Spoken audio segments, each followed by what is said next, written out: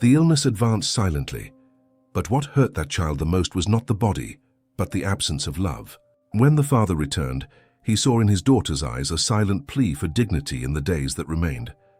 And at the last sunrise, he discovered that the end can be gentle when love is by your side. If this beautiful story of resilience and love touched you, don't forget to subscribe to our channel and tell us from which city you're watching. The rain lashed against the gardens of the Aldridge mansion in the Beverly Hills neighborhood of Los Angeles. Henry Aldridge, 54, a successful businessman in the tech industry, watched the water stream down the tinted windows of the car, bringing him from LAX. 3 months out of the country negotiating important mergers and acquisitions. 3 long months away from his daughter Sophia, just 12 years old, who had been battling a rare autoimmune disease since she was 8. The driver parked under the portico of the main entrance. Henry stepped out of the car, feeling Los Angeles's humid air penetrate his lungs. Unlike the dry, controlled climate of the hotels and meeting rooms where he had spent the last quarter, his secretary had arranged for him to return only the following week, but something was bothering him. The last video calls with Sophia seemed strange, artificial. The girl always appeared with Felicity, her stepmother, by her side. She spoke little with short, rehearsed phrases. "Everything's fine, Daddy. I'm feeling better."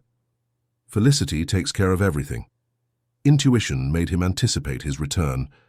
He didn't tell anyone, not even his wife Felicity Vance Aldridge, whom he had married 4 years ago, 2 years after the passing of Clara, his first wife and Sophia's mother. Upon entering the mansion, the first thing he noticed was the silence. It was 7:30 p.m. on a Thursday, and the house seemed deserted, although all the lights on the ground floor were on. Rose, the housekeeper who had worked with the family for over 15 years, appeared from the kitchen with wide eyes. "Mr. Aldridge, we weren't expecting you today." "Surprise, Rose," he smiled, leaving his suitcase next to the marble staircase. "Where is everyone?" Rose hesitated for a moment. "Mrs. Aldridge went out to dinner with friends. She said she'd be back late." "And Sophia?" "In her room as always. She had dinner earlier. Just some soup, she didn't want anything else." Henry frowned. "How has she been, Rose?" The woman lowered her eyes, nervously fiddling with her apron. "Speak." "Rose, you know you can trust me." "Sir, I just take care of the house. Mrs. Aldridge doesn't allow anyone to interfere with the girl's care. Only she and the nurse Deborah have access to the medications and treatment." She paused. "But if you want my opinion, the girl doesn't look well. She's getting weaker, quieter." A chill ran down Henry's spine. In his absence, he had fully delegated Sophia's care to his wife. Felicity had always shown herself to be solicitous and concerned, ensuring she would strictly follow the instructions of Dr. Edward Maxwell, a renowned specialist who was monitoring the case. "Is the nurse with her now?" "No, sir. Mrs. Aldridge dismissed Deborah 2 weeks ago. She said it was no longer necessary to have a full-time nurse." Henry felt his heart race. No one had consulted him about this decision. "And who is administering the medications?" "Mrs. Aldridge herself. She says she learned everything she needed from the nurse and prefers to take care of Sophia personally." Henry climbed the stairs quickly, feeling a growing anxiety. He needed to see his daughter. The long upstairs corridor was partially lit. He stopped in front of Sophia's bedroom door, decorated with small glow-in-the-dark stars, a project they had done together before her illness manifested. He knocked softly. "Sophia, darling." "It's me, Daddy." Silence. He knocked again. "Sweetheart." "Can I come in?" a weak voice responded. "You can, Dad." He opened the door and his heart tightened. The room was dim, with only the bedside lamp casting soft shadows on the walls. Sophia was lying in bed, surrounded by pillows and blankets. Despite the humid heat typical of a rainy night in Los Angeles, her skin, normally olive like her mother's, displayed an alarming pallor. Her brown eyes, always so lively and curious, seemed dull, distant. "Daddy!" She tried to sit up but seemed too weak for the movement. "Weren't you coming back next week?" Henry approached, sitting on the edge of the bed. He took his daughter's hands in his. They were cold. Her thin fingers seemed more fragile than he remembered. "I decided to surprise you. I missed you." He kissed her on the forehead. "How are you feeling, Princess?" Sophia looked away. "I'm fine. Just a little tired today." "Did you take all your medicine?" She nodded, but there was something in her expression that didn't convince Henry. "What did Dr. Maxwell say at your last appointment?" Sophia hesitated. Felicity talked to him. "She said everything is as expected." "When was the last time you saw him?" The girl frowned, trying to remember. "I don't know. It's been a while." "What do you mean it's been a while? You should have bi-weekly appointments." Felicity said I didn't need to go to the office so much anymore. She talks to the doctor by phone. Henry felt a wave of concern grow. He had known Dr. Maxwell for years and knew he wasn't the type of doctor who conducted delicate treatments over the phone, much less for a complex condition like Sophia's. "And the monthly exams? Did you do the last one?" Felicity said I'll only do it next month. She said too many exams can make me weaker. Sophia seemed uncomfortable with the interrogation. "Daddy, I don't want to talk about it." "Tell me about your trip." Henry realized he was pressuring his daughter and changed tactics. He smiled and began to talk about the cities he visited, the interesting places he saw, the different people he talked to. He promised that on the next trip, when she was stronger, he would take her along. Sophia listened with a small smile, but her eyes remained sad, resigned. "I brought you presents," he said, trying to liven up the conversation. "They're in my suitcase. I'll get them tomorrow."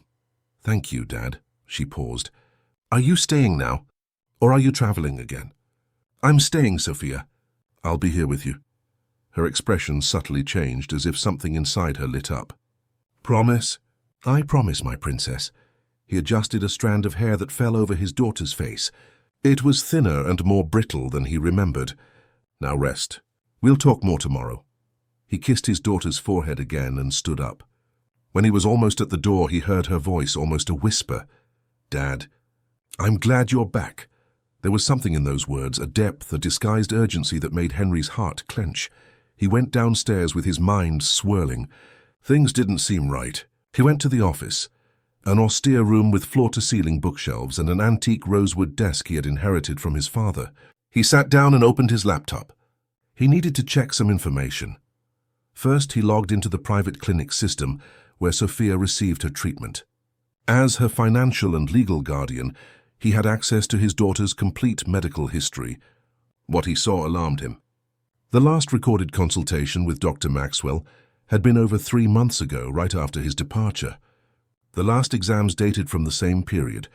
There were no records of phone consultations or any other type of follow-up. Next, he accessed his bank account. Sophia's premium health plan continued to be debited normally, as did a generous monthly amount he transferred to a joint account with Felicity, intended exclusively for his daughter's medical care. He opened the desk drawer and found a folder with Sophia's complete medical record that he kept updated. He compared it with the online information and confirmed there was a 3-month gap. 3 months without official medical follow-up for a condition that required constant monitoring. He checked the time, 10:15 p.m. Too late to call Dr. Maxwell. But he decided that would be the first thing to do in the morning. He heard the sound of the front door opening and female voices. Felicity had arrived with someone. He took a deep breath, trying to control the anxiety and anger that were beginning to build. He wouldn't confront his wife immediately. He needed more information. He needed to understand what was happening.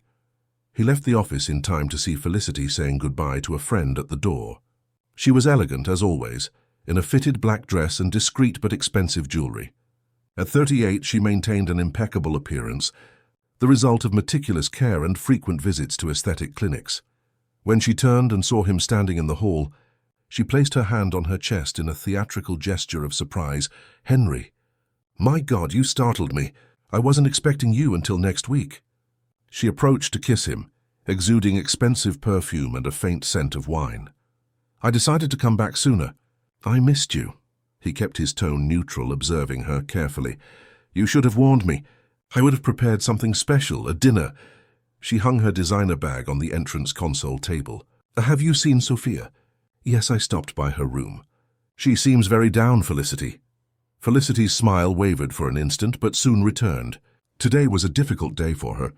The medication sometimes causes these ups and downs. She made a dismissive gesture with her hand. "She'll be better tomorrow." "Why did you dismiss the nurse?" Felicity blinked, momentarily disconcerted by the direct question. "Deborah? Oh, I realized we didn't need her full-time anymore. Sophia is in a stable phase of treatment now, and I can perfectly administer basic care. We saved a considerable amount of money, and she still comes twice a week to supervise. A lie. Rose had said Deborah hadn't been there for 2 weeks, and the medical records showed no stable phase. And the appointments with Dr. Maxwell? Sophia told me she hasn't seen him in quite a while. Felicity moved towards the stairs, clearly uncomfortable. We've kept in touch by phone. He didn't see the need for such frequent in-person consultations. You know how difficult it is for Sophia, the strain of going to the clinic, the waiting. She smiled, trying to appear solicitous. I'm taking care of everything, darling. You don't need to worry. Henry nodded, pretending to accept the explanation. I'm going to take a shower and sleep. The trip was tiring. Don't you want to eat something? I can ask Rose to prepare a snack. No, thank you. I already ate on the plane. He went upstairs, feeling Felicity's gaze on his back. In the guest room, they hadn't slept in the same room for months. A decision Felicity attributed to Henry coming home late and leaving early due to work. He took a long shower, trying to organize his thoughts. Something was very wrong. Felicity's explanations didn't make sense, contradicted what Rose had said, and most importantly, didn't match the state in which he had found Sophia. The girl seemed sicker, not recovering or in a stable phase. Lying in bed, he mentally reviewed the last few years. He had met Felicity at a charity event, specifically a campaign to raise funds for research into rare diseases. She was one of the organizers, a widow of a pharmaceutical executive, elegant and articulate. The attraction was immediate, and the relationship evolved quickly. Henry, widowed for only 2 years, saw in her not only a companion, but someone who could help him care for Sophia, then 8 years old and already showing the first symptoms of her condition. The wedding took place 6 months later. At first, Felicity seemed extremely dedicated to the girl. She participated in all medical appointments, researched alternative treatments, hired the best specialists. Sophia, initially resistant to the presence of a new maternal figure, gradually came to accept Felicity. When exactly did things start to change? Perhaps a year ago, when Henry's business trips became more frequent and prolonged. Small decisions about Sophia's treatment began to be made without consulting him. Changes in medication, cancellation of complementary therapies, switching doctors, always with plausible explanations, always presented as being best for Sophia. He remembered something that had made him uncomfortable months ago. In a casual conversation, Sophia mentioned that Felicity sometimes forgot to give her some of her medicines, saying that a day without wouldn't hurt and that too many medications could intoxicate her. At the time, he questioned Felicity, who brushed it off, attributing everything to the girl's imagination, confused by the side effects of the medications. Now, lying in the dark, these memories acquired a more sinister meaning, and there was another detail that bothered him. The will he had made after Sophia's birth, modified when the disease was diagnosed. In addition to leaving most of his considerable fortune to his daughter, he had created a specific fund for her medical care, which, in the event of his own death, would be administered by Felicity until Sophia reached adulthood. A disturbing idea began to form in his mind, but he pushed it away. He needed more information before drawing any conclusions. Tomorrow he would speak with Dr. Maxwell and then find Deborah, the dismissed nurse. He needed to understand what was happening in his own home during his absence. Before falling asleep, he made a silent promise to the memory of Clara, his first wife. He would not fail Sophia. He would not allow anything bad to happen to their daughter, the girl for whom Clara had given her own life when she discovered the high-risk pregnancy and refused the treatment that could harm the baby. "I'll take care of her, Clara," he whispered in the dark. "I promise." Morning arrived with a timid clarity that pierced through the still heavy clouds over Los Angeles. Henry woke up early, feeling like he hadn't truly rested. He dressed quickly and checked the clock, 6:45 a.m. Dr. Maxwell's office wouldn't open until 8 a.m., but he wanted to see Sophia before Felicity woke up.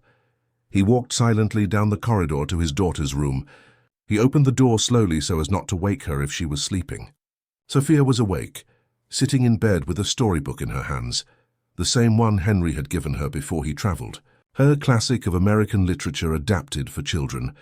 "Good morning, Princess," he smiled, entering the room. Sophia's face lit up when she saw him.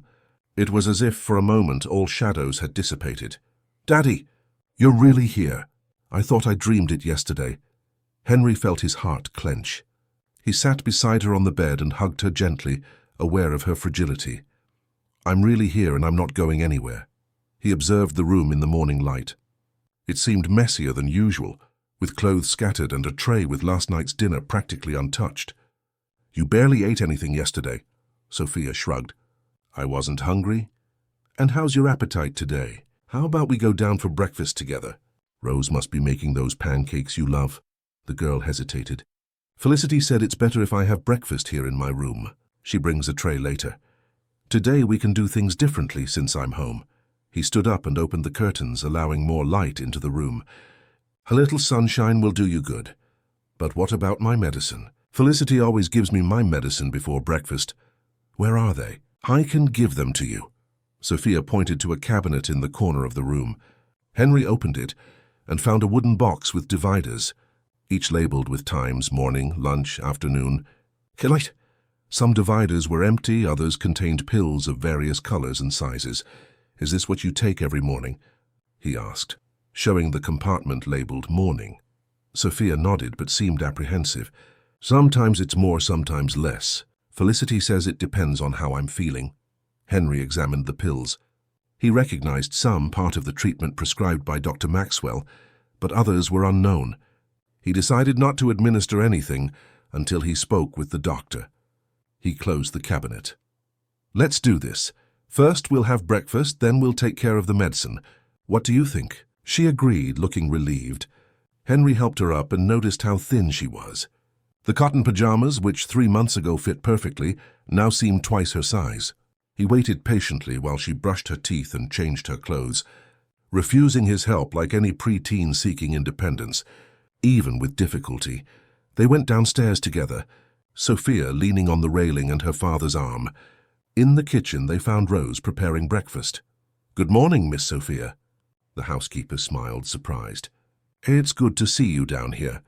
"Good morning, Rose." Sophia sat at the kitchen table, an old solid wood table where the family usually had informal meals. "Daddy said you were going to make pancakes." "Of course. I'm already preparing the batter." Rose gave Henry a grateful look.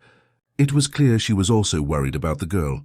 While Sophia talked to Rose about what topping she wanted on her pancakes, Henry took the opportunity to call Dr. Maxwell's office, moving a little away. "Dr. Edward Maxwell's office. Good morning." The secretary's voice sounded professional on the other end of the line. "Good morning, Marina.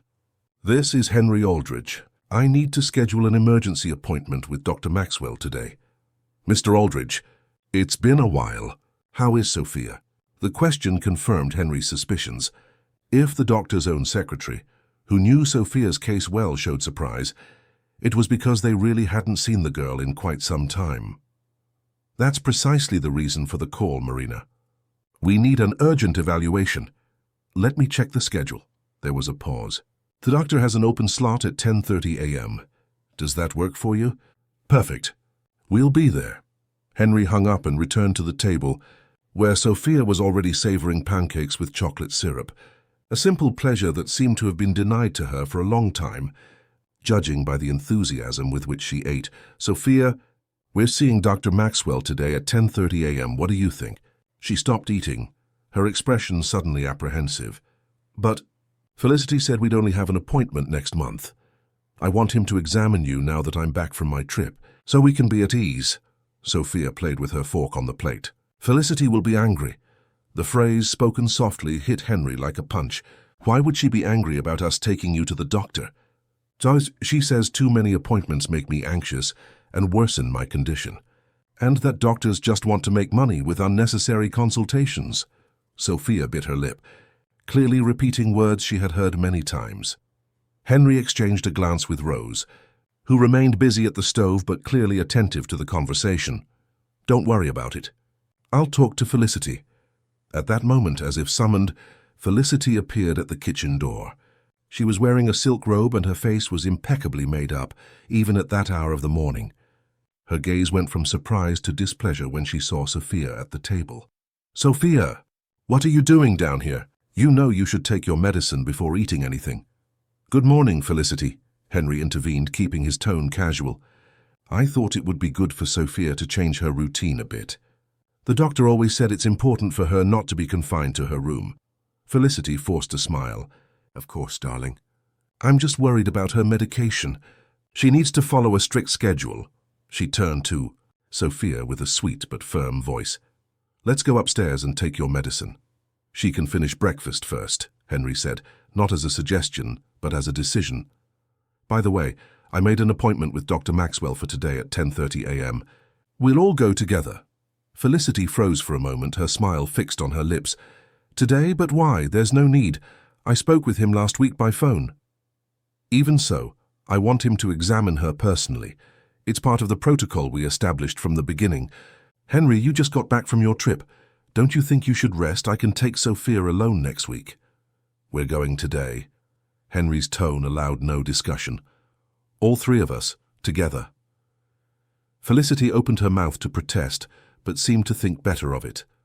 She nodded briefly and left the kitchen, muttering something about needing to get ready. As soon as she left, Sophia whispered, "She's angry." "Don't worry about it," Henry smiled to reassure her. "Finish your pancakes." While Sophia ate, Henry asked Rose to prepare the girls' clothes for them to leave. The housekeeper readily agreed, seeming relieved to see her boss taking control of the situation. At 10:20 a.m., the three of them were in the car on their way to the specialized clinic where Dr. Maxwell practiced in the Bel Air neighborhood. Felicity, impeccably dressed and made up, maintained a neutral expression, but Henry could feel her tension. Sophia was in the back seat, looking out the window at the streets of Los Angeles with the curiosity of someone who had been isolated for too long. The clinic was modern, with a spacious lobby and sober decor in shades of blue and grey.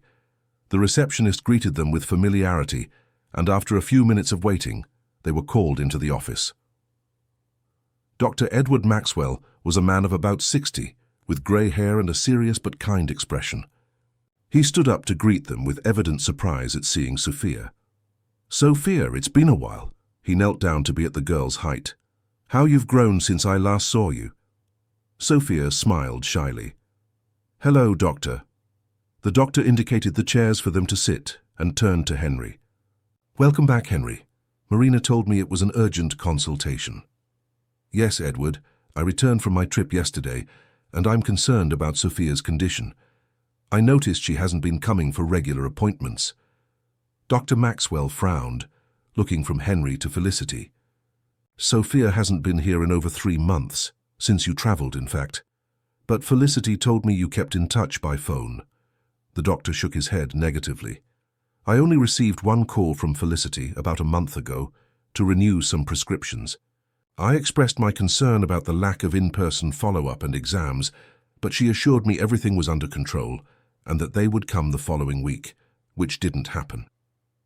Henry felt a wave of anger rise within him, but he kept calm for Sophia. "There must be some misunderstanding," Felicity intervened quickly. "I spoke with your assistant several times, Dr. Maxwell. He must have forgotten to pass on the messages." "I don't have an assistant, Mrs. Aldridge, just Marina at reception, who logs all calls." The doctor's tone was polite but firm. "But let's focus on what matters now. I need to examine Sophia and order urgent tests." The doctor conducted a thorough examination, asking detailed questions about symptoms, medication, and routine. Sophia responded with hesitation, often looking at Felicity before speaking, as if seeking approval or fearing to contradict her. "Sophia, can you wait outside with Marina for a moment? She has that tablet game you like. I need to talk to your parents." Sophia agreed and left the office, leaving a heavy silence between the three adults. "I'm deeply concerned," Dr. Maxwell began, without mincing words. "Sophia shows clear signs of deterioration in her condition. Significant weight loss, marked muscle weakness, skin problems that indicate possible side effects of irregular medication or the progression of the disease itself." "Doctor, I have strictly followed your instructions," Felicity was quick to say. "Sophia is a difficult girl, often refusing to take her medicine or eat properly." That doesn't match what I know of Sophia, the doctor countered. She has always been a cooperative patient, especially when she understands the importance of treatment. He turned to Henry. I need to order complete tests urgently. Blood, urine, CT scan, and I want to review all the medication she has been taking. Do whatever is necessary, Edward, Henry agreed. I will need a detailed list of all medications Sophia has received in recent months with dosages and times, the doctor continued, looking directly at Felicity. Of course I can provide that, she replied, but her tone did not sound convincing. And I would like to speak with the nurse. Deborah, isn't it? Dr. Maxwell consulted his notes. She no longer works with us, Felicity replied quickly. We decided it wasn't necessary. That was a mistake, the doctor stated categorically. Sophia needs continuous professional monitoring. Her condition is delicate and requires specialized care. Dr. Maxwell paused, seeming to choose his words. Henry, as Sophia's doctor for years and as a friend, I need to be direct. I am very concerned by what I see. The interruption of regular treatment can have serious consequences, some potentially irreversible. Henry nodded, feeling a lump in his throat. What can we do now? First, the tests. I will request maximum priority. In the meantime, we return to the original medication protocol. The doctor handed Henry a sheet with prescriptions. These are the correct medications in the proper dosages. Nothing should be changed without my explicit consent. Henry took the prescription and put it in his pocket, aware of Felicity's sharp gaze. And I strongly suggest you rehire Nurse Deborah or another trusted professional to assist with the treatment. Sophia needs constant, specialized care. I'll arrange that today, Henry assured him. As they left the office, Henry held Sophia's hand while Felicity walked ahead, visibly tense. In the car, the silence was palpable. Henry decided he would take Sophia for the tests immediately, taking advantage of them already being at the clinic. We're going to do the tests Dr. Maxwell asked for now, Sophia. That way we'll have the results faster. But she's not prepared. She hasn't fasted, Felicity protested. Dr. Maxwell said most tests can be done without fasting. The ones that need it, we'll do another day. Henry was determined. Sophia looked at her father with a mixture of relief and apprehension. Okay, Daddy. While Sophia was being prepared for blood collection, Henry took the opportunity to call the office, announcing that he would extend his leave indefinitely. As the owner of the company, he could afford this luxury, and he had competent executives to take over his responsibilities during his absence. St. Paul Tech Ventures, good morning, his secretary answered. Lydia, it's Henry. I'll need to stay home longer than expected. Sophia isn't well. I'm sorry, Mr. Aldridge. Is there anything I can do? Yes. Transfer all my meetings to Gus, and inform them that I will only handle urgent matters remotely. And I need you to find the contact for Nurse Deborah Silver, who worked at my house until a few weeks ago. Noted, sir. I'll locate her contact as quickly as possible. After hanging up, he found Felicity in the waiting room, nervously fiddling with her phone. Why are you doing this, Henry? She asked in a low voice, but laden with hostility. You're making me look negligent. This isn't about you, Felicity. It's about Sophia and her health. I've taken perfect care of her. You spend months away, and suddenly you think you know what's best? I believe what I'm seeing, Felicity, and what the doctor is saying. At that moment, Sophia came out of the collection room accompanied by a nurse. She looked exhausted, but there was a slight smile on her face, as if the simple fact of receiving proper medical attention already brought her some relief. We're done for today, Princess. Let's go home now. Henry hugged her gently. On the way back, Sophia fell asleep in the back seat. Felicity remained silent, staring out the window. Henry took the opportunity to call his lawyer via the car's Bluetooth system. Dr. Mason, this is Henry Aldridge. I need an urgent consultation. Henry, what a surprise. Of course, when do you want to come to the office? This afternoon, if possible. It's a delicate and personal matter. I have a slot open at 3 p.m. Does that work for you? Perfect, I'll be there. As he hung up, he noticed Felicity's questioning gaze. Company matters, he explained briefly. I need to sort out some loose ends from the trip. She nodded, but didn't seem convinced.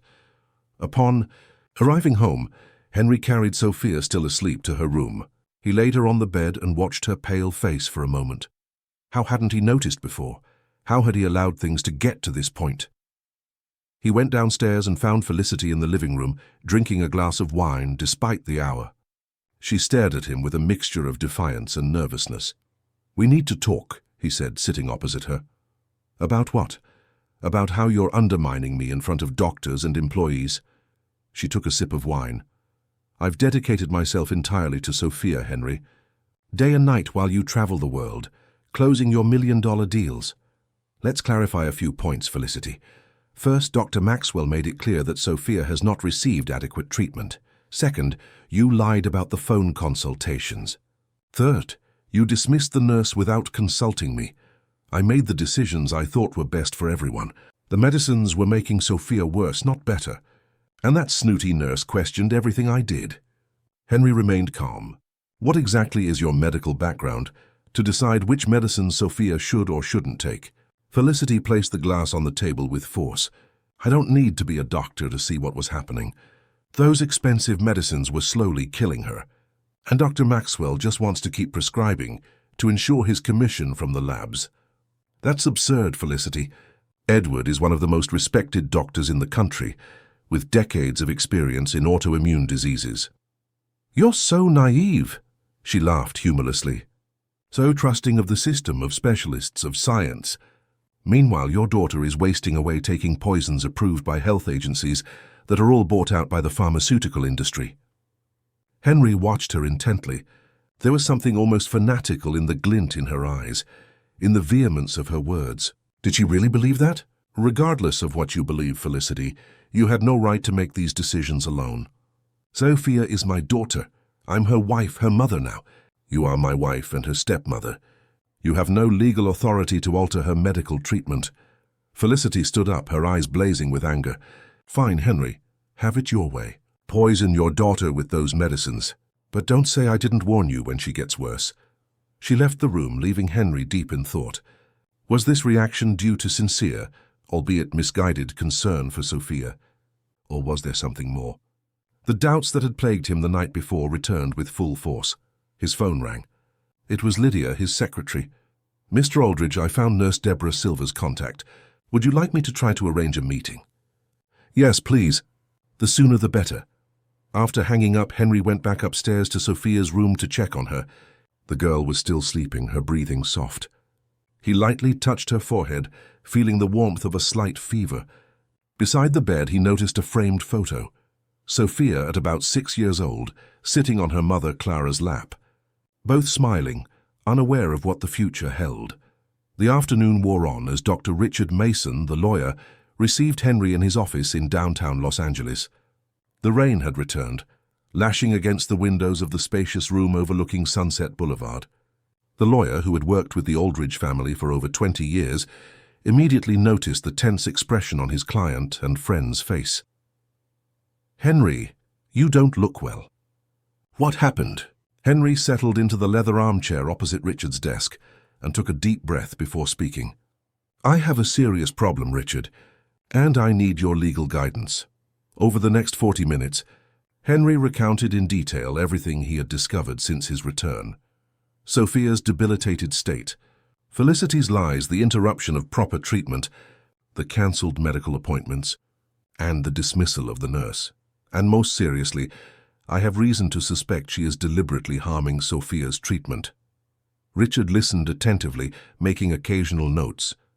When Henry finished, the lawyer clasped his fingers over the table. "This is extremely serious, Henry. We're potentially talking about medical negligence, perhaps even something more severe. But we need concrete evidence. What would be our next steps, legally speaking?" First, documentation. We need Dr. Maxwell's medical report detailing Sophia's current condition and confirming the interruption of treatment. Second, evidence that Felicity was aware of the need for treatment and deliberately chose to interrupt it.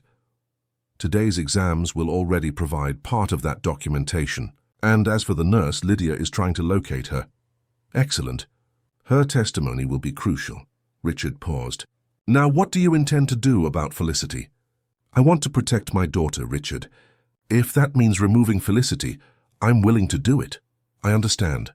There are several legal options, depending on the severity of the situation and the evidence we collect. The lawyer adjusted his glasses. We could request a protective order, restricting Felicity's access to Sophia, or initiate a formal divorce proceeding with an allegation of negligence as an aggravating factor. Henry nodded, feeling the weight of the decisions ahead. There's also the financial aspect, Richard continued. You mentioned a fund for Sophia's medical care that would be administered by Felicity in case of your passing. Yes, established when we got married. I thought it would be prudent in case something happened to me.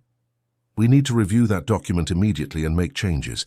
Appoint another administrator, perhaps a committee composed of Dr. Maxwell and myself, for example. Do it as soon as possible, Richard. And what about your home, Henry? Do you intend to continue living with Felicity while this is resolved? The question caught Henry by surprise. He hadn't considered that practical aspect. I obviously can't leave Sophia alone with her, and I don't want to take my daughter out of the house in her current state. In that case, I suggest you hire not only a nurse, but also someone to stay with Sophia when you cannot be present. Someone you fully trust. My sister Beatrice, Henry replied immediately. She's a university professor, on sabbatical leave, and she adores Sophia. Perfect. The less time Sophia spends alone with Felicity, the better, until we resolve this situation. Henry left the lawyer's office with a clearer action plan, though still stunned by the magnitude of the problem he faced. His cell phone rang as he got into the car. Henry, it's Lydia. I managed to speak with Nurse Deborah. She can meet you today at 6 p.m. at a coffee shop near your house. I sent the address by message. Thank you, Lydia. You're amazing. One more thing, sir. Your sister Beatrice called the office looking for you. She said it's urgent. I'll call her now. Henry connected the Bluetooth and dialed his sister while driving through the congested streets of Los Angeles. Beto. Thank God you called. Beatrice's familiar voice sounded in the car. Only she still called him by his childhood nickname. I've been trying to reach you for days. Sorry, B, I was out of the country and just got back. What happened? I'm asking you. Why isn't Sophia answering my calls? Felicity always says she's resting, or at the doctor's, or sleeping. It's been almost 2 months since I've been able to talk to my niece. Henry felt a chill. Another piece of the puzzle falling into place. B, we need to talk in person. Can you come to my house today? I'm in Santa Barbara, but I can hit the road right now. What's going on, Beto? You're scaring me. I'll tell you when you get here. Just come as soon as possible. I'm on my way. Henry hung up, feeling a mix of anger and guilt. How had he allowed this to happen right under his nose?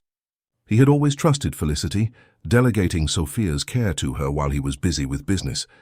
Now he realized how negligent he had been. He drove to the coffee shop Lydia had indicated, arriving a few minutes before the agreed time. It was a quiet place, partially empty at that hour. He chose a discreet table in the back and ordered a coffee while he waited. Deborah Silver arrived punctually. She was a black woman of about 40, with a professional demeanor and an attentive gaze. Henry recognized her immediately, although they hadn't spent much time together. Mr. Aldridge, she greeted him formally, sitting opposite him. Deborah, thank you for coming so quickly. And please call me Henry. She nodded, though she maintained her reserved posture. Your secretary said it was urgent and related to Sophia. How is she? Not very well, unfortunately. That's why we need to talk. Henry paused while the waiter served Deborah coffee. I want to know why you were dismissed. The nurse stirred her coffee slowly, choosing her words. Officially, because there was no longer a need for full-time professional care, according to Mrs. Aldridge. And unofficially, Deborah looked up, meeting Henry's gaze directly. Because I questioned her decisions regarding Sophia's treatment. Because I notified Dr. Maxwell about unauthorized changes in medication. And because I refused to follow her instructions that contradicted the medical prescription. Henry felt a knot in his stomach. What kind of changes? Reduced dosages. Omission of specific medications. Substitution with natural alternatives she obtained from a naturopath without any recognized credentials. Deborah shook her head. I tried to argue, to explain the importance of treatment adherence, the risks of interruption. She said she knew better, that doctors were only interested in prescribing expensive medicines. Why didn't you contact me directly? Deborah's expression hardened. I tried, Mr. Aldridge, several times. I called your office and was informed you were in a meeting. I sent emails that were never answered.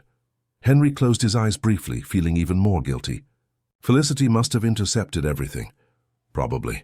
When I insisted, she threatened to sue me for defamation if I continued spreading lies about her. She said she had connections and would prevent me from working as a nurse again in Los Angeles. And yet you informed Dr. Maxwell. Deborah nodded. My professional and ethical duty is above any threat.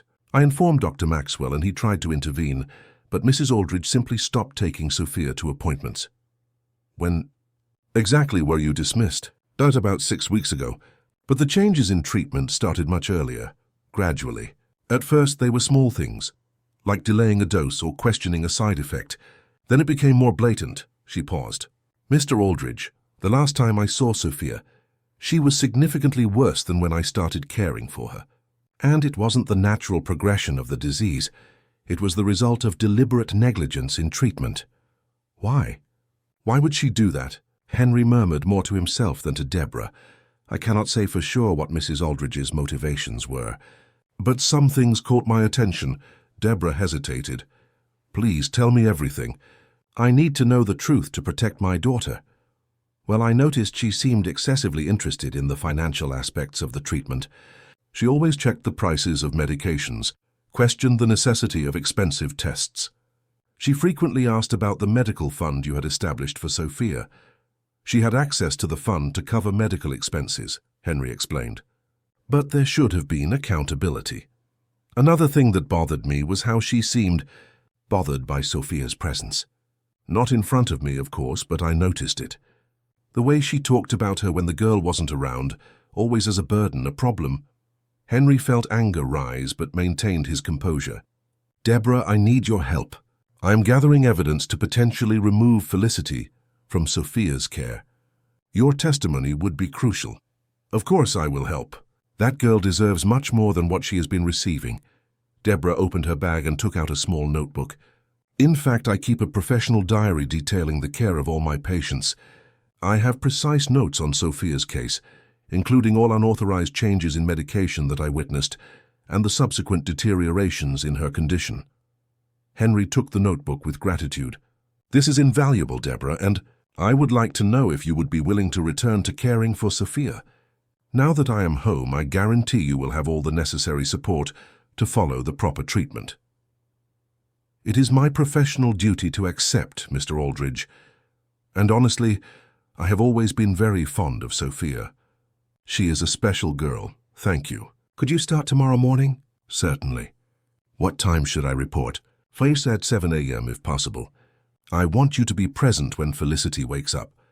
After settling the practical details, Henry left the coffee shop and drove home with a slightly lighter heart. At least now he had an action plan and allies to help him protect Sophia. Upon arriving home, he found Rose in the kitchen preparing dinner. How is Sophia? He asked immediately. She woke up a little while ago, sir. Mrs. Aldridge is with her. Henry quickly went upstairs, hearing voices coming from Sophia's room. He stopped at the slightly ajar door, listening to the conversation without being noticed. But your father doesn't understand, Sophia. These doctors just want to drain his money. That Dr. Maxwell will want to fill you with medicine again and you'll feel worse. But Daddy said they are important medicines. Your father isn't here all the time like I am. He doesn't see how you get after taking those awful things. Look, let's do this. When he's around, you pretend to take them. Then you throw them away like we did before, agreed? It's for your own good. Henry felt his blood boil. He pushed the door open forcefully, startling Felicity. What exactly are you telling my daughter, Felicity? Felicity stood up from Sophia's bedside, her face suddenly pale. Henry, I didn't hear you come in. I was just explaining to Sophia about the possible side effects of the medicines, so she'd be prepared. That's not what I heard. He looked at Sophia, who seemed scared by the evident tension between the adults. Sophia, darling, Rose is making a special dinner. Why don't you go downstairs and see if you can help her a bit? I'm sure she'd love your company. Sophia looked hesitantly from one to the other, but seemed relieved at the chance to escape the situation. Okay, Dad. When she left, Felicity crossed her arms defensively. I don't like being spied on in my own home, and I don't like my daughter being manipulated to harm her treatment. What do you think you're doing, Felicity? Instructing her to throw away her medicine? You don't understand. No, Felicity, you don't understand. Or you don't care. Sophia has a serious illness that requires continuous specialized treatment. Without it, her condition deteriorates, as is happening now. Those medicines are poisons. I've researched, I've informed myself, on conspiracy websites and with unqualified charlatans. Meanwhile, you ignore the advice of renowned specialists. Felicity laughed humorlessly. Specialists paid by the pharmaceutical industry. You're so naive, Henry. You always have been. Enough, Felicity.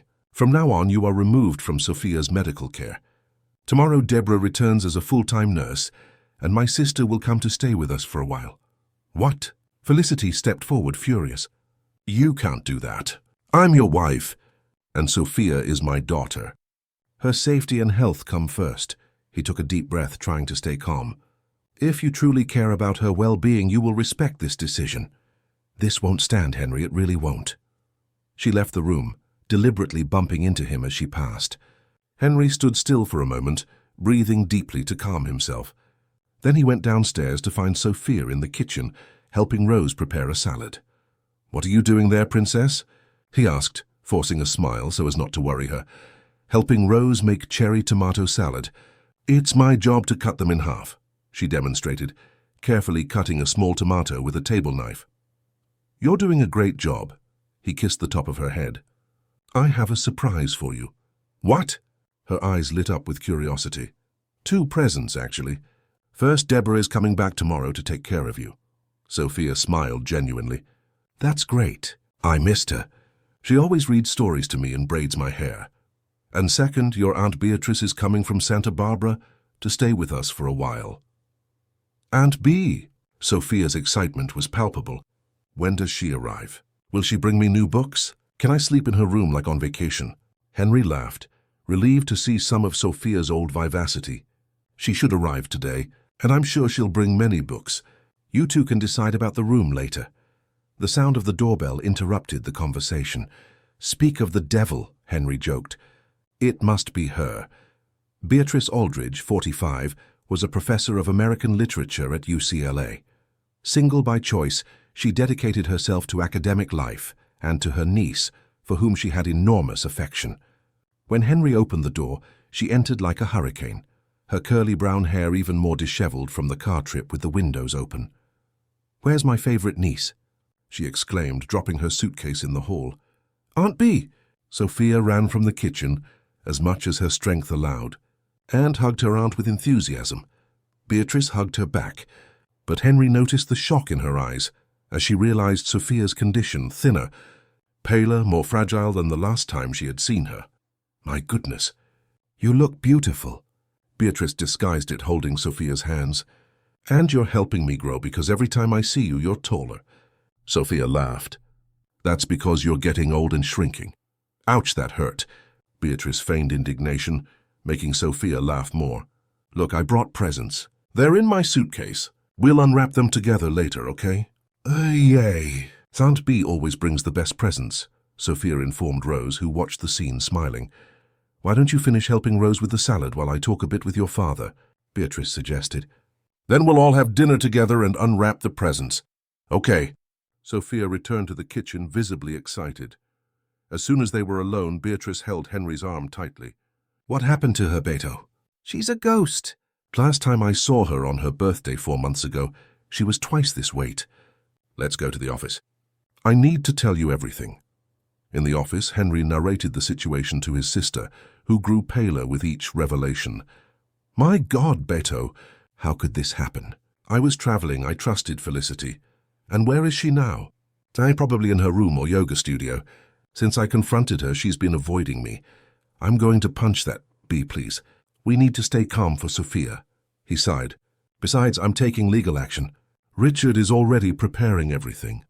Beatrice took a deep breath, trying to control herself. What can I do to help? Charles will stay with Sophia whenever I can't be present.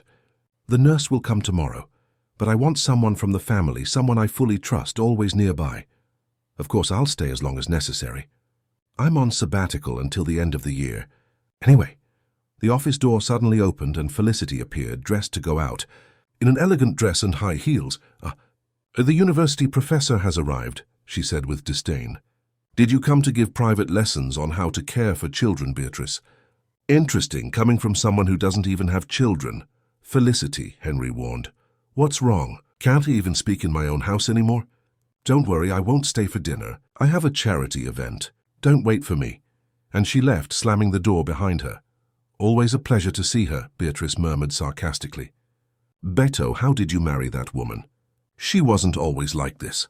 Or maybe I was too blind to see. He shook his head. Let's have dinner with Sophia. She's radiant with your presence. Dinner proceeded in an almost festive atmosphere, with Sophia more animated than Henry had seen her in months. Beatrice told funny stories about her students, asked questions about the books Sophia was reading, treated her as she always had, without excessive pity or overprotection, just with sincere affection. After dinner, they opened the presents, 3 new books by American authors adapted for young adults, a diary with a lock for very important secrets, and a bead bracelet-making kit.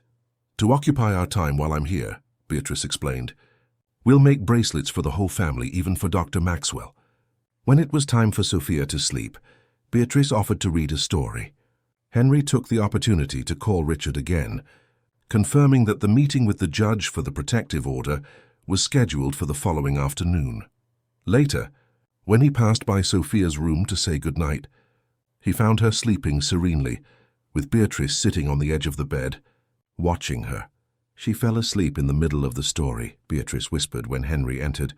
She seems exhausted. She is. The tests tired her, and the excitement of seeing you, too. Beatrice carefully got up so as not to wake her niece. Already in the hallway out of Sophia's earshot, she held her brother's arm. Beto, this can't go on. What Felicity did, it's unforgivable. And it won't, I promise. That night, lying in his bed, Henry reflected on the day's events. He had made significant progress, gathered evidence, secured the nurse's return, brought Beatrice to help. Tomorrow, he would have the hearing with the judge for the protective order. But something still bothered him. Why would Felicity do this? What would she gain by harming Sophia? The conspiracy theories about the pharmaceutical industry could explain part of her actions. But there was something more. Something he couldn't yet identify. His phone vibrated on the bedside table. It was a message from the lab. Sophia's preliminary test results were available online. Henry sat up in bed and opened the app, his heart racing. The numbers confirmed his worst suspicions. Sophia was significantly worse. Severe anemia, serious nutritional deficiencies, signs of liver compromise, all consistent with the interruption of proper treatment and possible incorrect administration of medications. Henry felt a mixture of anger and determination grow within him. Tomorrow would be a decisive day, and he would do everything necessary to protect his daughter and ensure she received the care she needed. For a moment, he thought of Clara, Sophia's mother. What would she do in this situation? The answer was clear. Exactly what he was about to do. Fight with all his might for his daughter's well-being, no matter the consequences. Dawn brought Henry a renewed sense of purpose. He rose before 6, took a quick shower and went down to the kitchen, where he found Rose already preparing breakfast. Good morning. Rose, up early today. Good morning, Mr. Aldridge. I wanted to get everything ready before the nurse arrived. And I made that carrot cake Sophia loves so much. Henry smiled, grateful for the housekeeper's dedication. Thank you, Rose, for everything. She nodded, understanding what he didn't say. You should have seen how happy the girl was yesterday with Mrs. Beatrice. It's been a long time since I saw her smile like that. And she'll smile much more from now on, Henry promised, more to himself than to Rose. At 7 o'clock sharp, the doorbell rang. Deborah had arrived, punctual as always.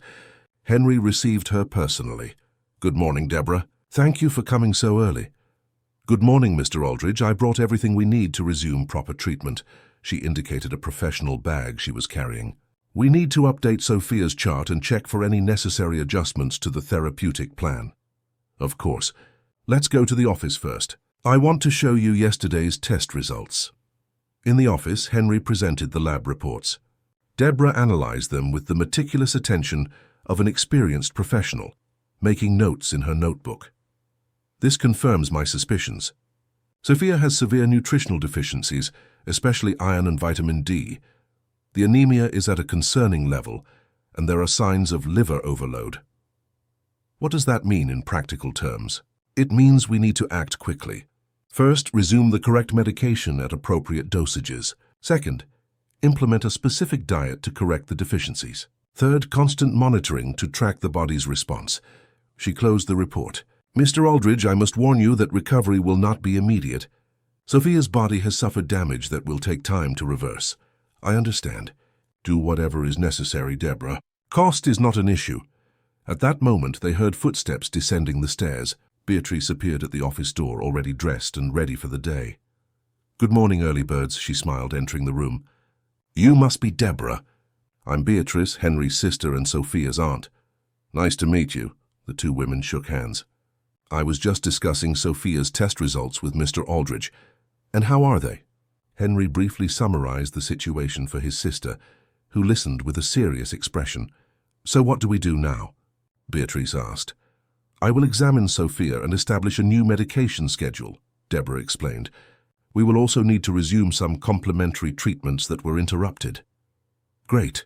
I'll stay with Sophia while you're at the hearing this afternoon, Beatrice offered. Henry nodded, grateful. The hearing is scheduled for 2 p.m. It shouldn't take long, but if the judge grants the protective order, I'll return with the court officer. And what happens then? Felicity will be notified of the order and will be legally prevented from interfering with Sophia's treatment or being alone with her. Beatrice sighed. It will be a shock for her. Less than the shock Sophia has been enduring, Henry replied, his voice hardening. A soft sound of footsteps in the corridor interrupted them. Sophia appeared at the door, still in her pajamas, her hair disheveled from sleep. Deborah! She exclaimed, surprised and happy to see the nurse. She ran to hug her with more energy than Henry expected. Hello, little one. Deborah hugged her back affectionately. I missed you so much. Look, someone grew while I was away, Sophia laughed. I haven't grown at all, you know. Actually, she lowered her voice. I think I've lost a lot of weight. All my clothes are too big. We'll fix that, don't worry, Deborah winked at her. I have a special plan to make you strong like an MMA fighter. Not MMA, Sophia made a comical face. I'd rather be strong like a ballerina. Then a ballerina it shall be. Deborah stood up. Now how about we have breakfast? Rose told me she made carrot cake. My favorite. Sophia took Deborah's hand and pulled her towards the kitchen, followed by Henry and Beatrice. Breakfast proceeded in a light and pleasant atmosphere. Sophia, surrounded by people who genuinely cared about her, seemed more animated. She ate an entire slice of cake, something that, according to Rose, hadn't happened in weeks. Where's Felicity? Sophia asked suddenly, noticing her stepmother's absence. A momentary silence fell over the table. It was Henry who answered. She must have arrived late yesterday. She's probably still sleeping. Sophia nodded, asking no further questions, but Henry noticed something in her expression. It wasn't longing or concern, but a kind of relief. This saddened him and reinforced his determination. After breakfast, Deborah took Sophia for a complete assessment in her room. Henry took the opportunity to call Dr. Maxwell again and update the doctor on the events, including Deborah's return and the hearing for the protective order. You're doing the right thing, Henry, the doctor affirmed. I will send a detailed report to your lawyer, supporting the need for the protective order from a medical standpoint. Thank you, Edward. That will be very helpful. And what about the test results? They confirm everything we suspected. Deborah is already developing a plan to resume proper treatment. Excellent. Deborah is an exemplary professional. Sophia will be in good hands. Henry was ending the call when he heard footsteps on the stairs. Felicity was descending, dressed in an elegant yoga outfit, her hair perfectly styled even at that hour of the morning. Good morning. Family?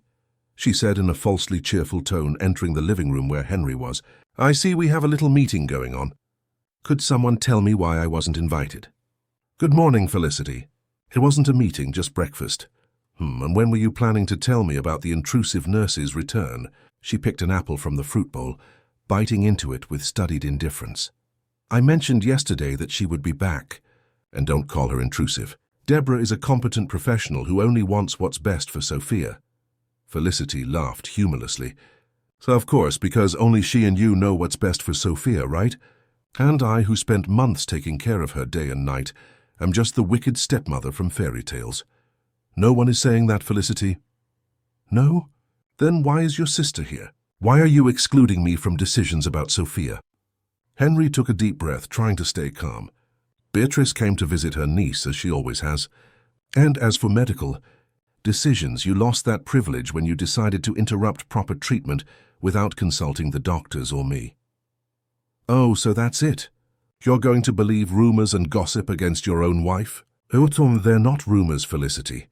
They're facts confirmed by Sophia's tests, Deborah's testimony, and Dr. Maxwell himself. Felicity crossed her arms, defiant. And what do you intend to do about it? Replace me with your spinster sister? Or perhaps with the nurse who clearly has a crush on you? Don't distort the situation.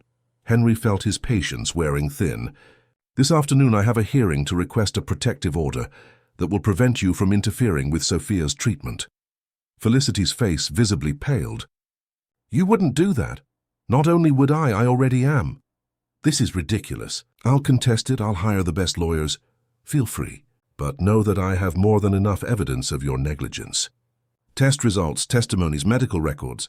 Felicity seemed momentarily speechless, which was rare. Then her face transformed into a mask of cold fury. You're going to regret this. Henry, you have no idea who you're dealing with. Actually, I think I'm finally starting to understand exactly who I married. She threw the bitten apple into the trash with force. I'm leaving. I have yoga class and then lunch with friends. When I get back, I hope you've reconsidered this madness. Henry merely watched as she grabbed her designer bag and car keys, leaving without another word. Only when he heard the car engine pulling away did he allow his tense shoulders to relax. Beatrice appeared in the living room with a worried expression. I overheard part of the argument. She didn't seem too happy. I didn't expect her to be, but that doesn't matter now. What matters is Sophia. At that moment, Deborah came downstairs carrying her nursing kit. Sophia is resting a bit. I did a complete assessment and have already administered the first correct dose of medication. She opened her notebook. I've drawn up a detailed plan for the next few days, including medication, diet, and activities. If we follow it strictly, we should see some improvements within a week, although full recovery will take longer. Any specific recommendations for today? Beatrice asked. Nothing strenuous. Perhaps a short walk in the garden if she feels up to it. Reading, quiet games. The important thing is that she feels safe and supported. Deborah looked at Henry. And it would be ideal if family tensions were kept away from her.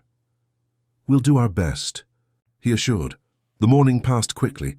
Sophia alternated between periods of animation, especially when Beatrice proposed activities like reading together or starting to make bead bracelets, and moments of exhaustion when she needed to rest. Deborah remained attentive, discreetly monitoring her vital signs and ensuring she took her medications at the correct times. At 1 p.m., Henry prepared for the hearing. He put on a conservative suit and gathered all the documents Richard had requested. I'll be back as soon as possible, he told Beatrice. If anything happens, call me immediately. Don't worry. Deborah, Rose, and I will take good care of Sophia. Go do what needs to be done. Henry kissed his daughter, who was lying on the living room sofa, reading one of the new books her aunt had brought. I'll be back soon. Princess, are you going to work, Dad? Henry hesitated. He didn't want to lie to his daughter, but he also didn't want to worry her with the reality of the situation. I'm going to sort out some important things for your treatment. To make sure you get well quickly. She nodded, seemingly satisfied with the answer. Okay. Aunt Bee said we're going to finish our bracelets when you get back. I can't wait to see them. Henry left the house with a heavy heart, but determined. On the way to the courthouse, he called Richard, confirming he was on his way. The hearing with the juvenile court judge was surprisingly quick. Judge Mariana Turner, a middle-aged woman with a severe but compassionate expression, carefully examined all the documentation, Sophia's test results, Dr. Maxwell's detailed report, Deborah's written testimony, and even a statement from Rose about what she had witnessed in the house. Mr. Aldridge, the judge said after studying the documents, the evidence is quite compelling. Your daughter's health was clearly compromised by the actions of your wife, Mrs. Felicity Vance Aldridge, who deliberately interrupted essential medical treatments contrary to specialist advice. That's exactly right, Your Honor, Richard confirmed. We request an urgent protective order to prevent Mrs. Felicity from continuing to interfere with the minor Sophia Aldridge's medical treatment, as well as to prevent her from being alone with her until the situation is fully clarified. The judge made some notes and then looked directly at Henry. Mr. Aldridge, are you aware that this is a serious measure that could have significant repercussions on your marriage? Yes, Your Honor, but my daughter's health and well-being are my absolute priority. As they should be. She nodded in approval. I grant the request for a protective order. Mrs. Felicity Vance Aldridge is prohibited from interfering in any way with the medical treatment of the minor Sophia Aldridge, as well as from being alone with her until further court order. A court officer will accompany you to notify your wife and ensure immediate compliance with the measure. Thank you, Your Honor. As he left the courthouse, accompanied by the assigned court officer, Henry felt a mixture of relief and apprehension.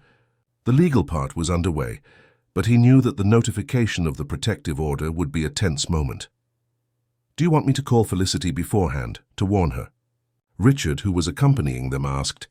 No, she said she would be out until late afternoon. I prefer the officer to wait at the residence if possible. The court officer, a man of about 50 with an impassive expression, agreed. No problem. We'll wait as long as necessary. Upon arriving home, they found Sophia sleeping on the living room sofa, her head in Beatrice's lap, who was reading a book while gently stroking her niece's hair. How did it go? Beatrice whispered as she saw her brother enter. Granted. This is the court officer who will notify Felicity when she returns. Beatrice nodded, understanding the gravity of the situation. Felicity hasn't returned yet. Sophia fell asleep right after lunch. She's tired because of the medicine, according to Deborah. Henry sat in the nearby armchair, watching his sleeping daughter. There was a peace on her face that he hadn't seen in a long time. Where is Deborah? She went to the pharmacy to get some missing medications. Rose accompanied her, taking the opportunity to buy ingredients for dinner. The three adults remained in the living room in respectful silence, while Sophia slept. Richard occasionally checked his emails on his phone.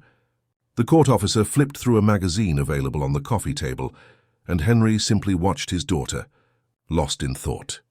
It was almost 2 hours later that they heard the sound of a car parking in the driveway. Firm footsteps on the stone path, the sound of the door opening. I'm home. Felicity's voice sounded in the hall. Does anyone want tea? I stopped by the French pastry shop and brought those macarons Sophia loves. Her voice died as she entered the living room and was confronted by the scene. Sophia sleeping in her sister-in-law's lap. Henry and Richard sitting in the armchairs, and a stranger in a suit holding what appeared to be an official document. What is this? She asked, placing her shopping bag on the table. Who is this man? Oh, Mrs. Felicity Vance Aldridge. The officer stood up, approaching with the envelope in hand. Yes, that's me. She looked at Henry, understanding forming on her face. You actually did it. Ma'am, I am a court officer from the juvenile court. I am here to notify you of a protective order issued today at 2:37 p.m. by Judge Mariana Turner. He extended the envelope. Felicity did not take it, so he simply continued. From this moment on, you are legally prohibited from interfering with the medical treatment of the minor, Sophia Aldridge. You are also prohibited from being alone with her, and must always be accompanied by another authorized adult when in her presence. Felicity remained motionless, her face a mask of disbelief. This measure is effective immediately and will remain in force until further court order. Non-compliance will result in severe legal consequences, including possible arrest. Do you understand what has been stated? This is absurd, Felicity finally reacted, her voice trembling with contained anger. Based on what? I care for this girl as if she were my own daughter. The grounds for the decision are detailed in the document, ma'am. Please sign here confirming receipt of the notification. Felicity looked at Henry, her eyes flashing.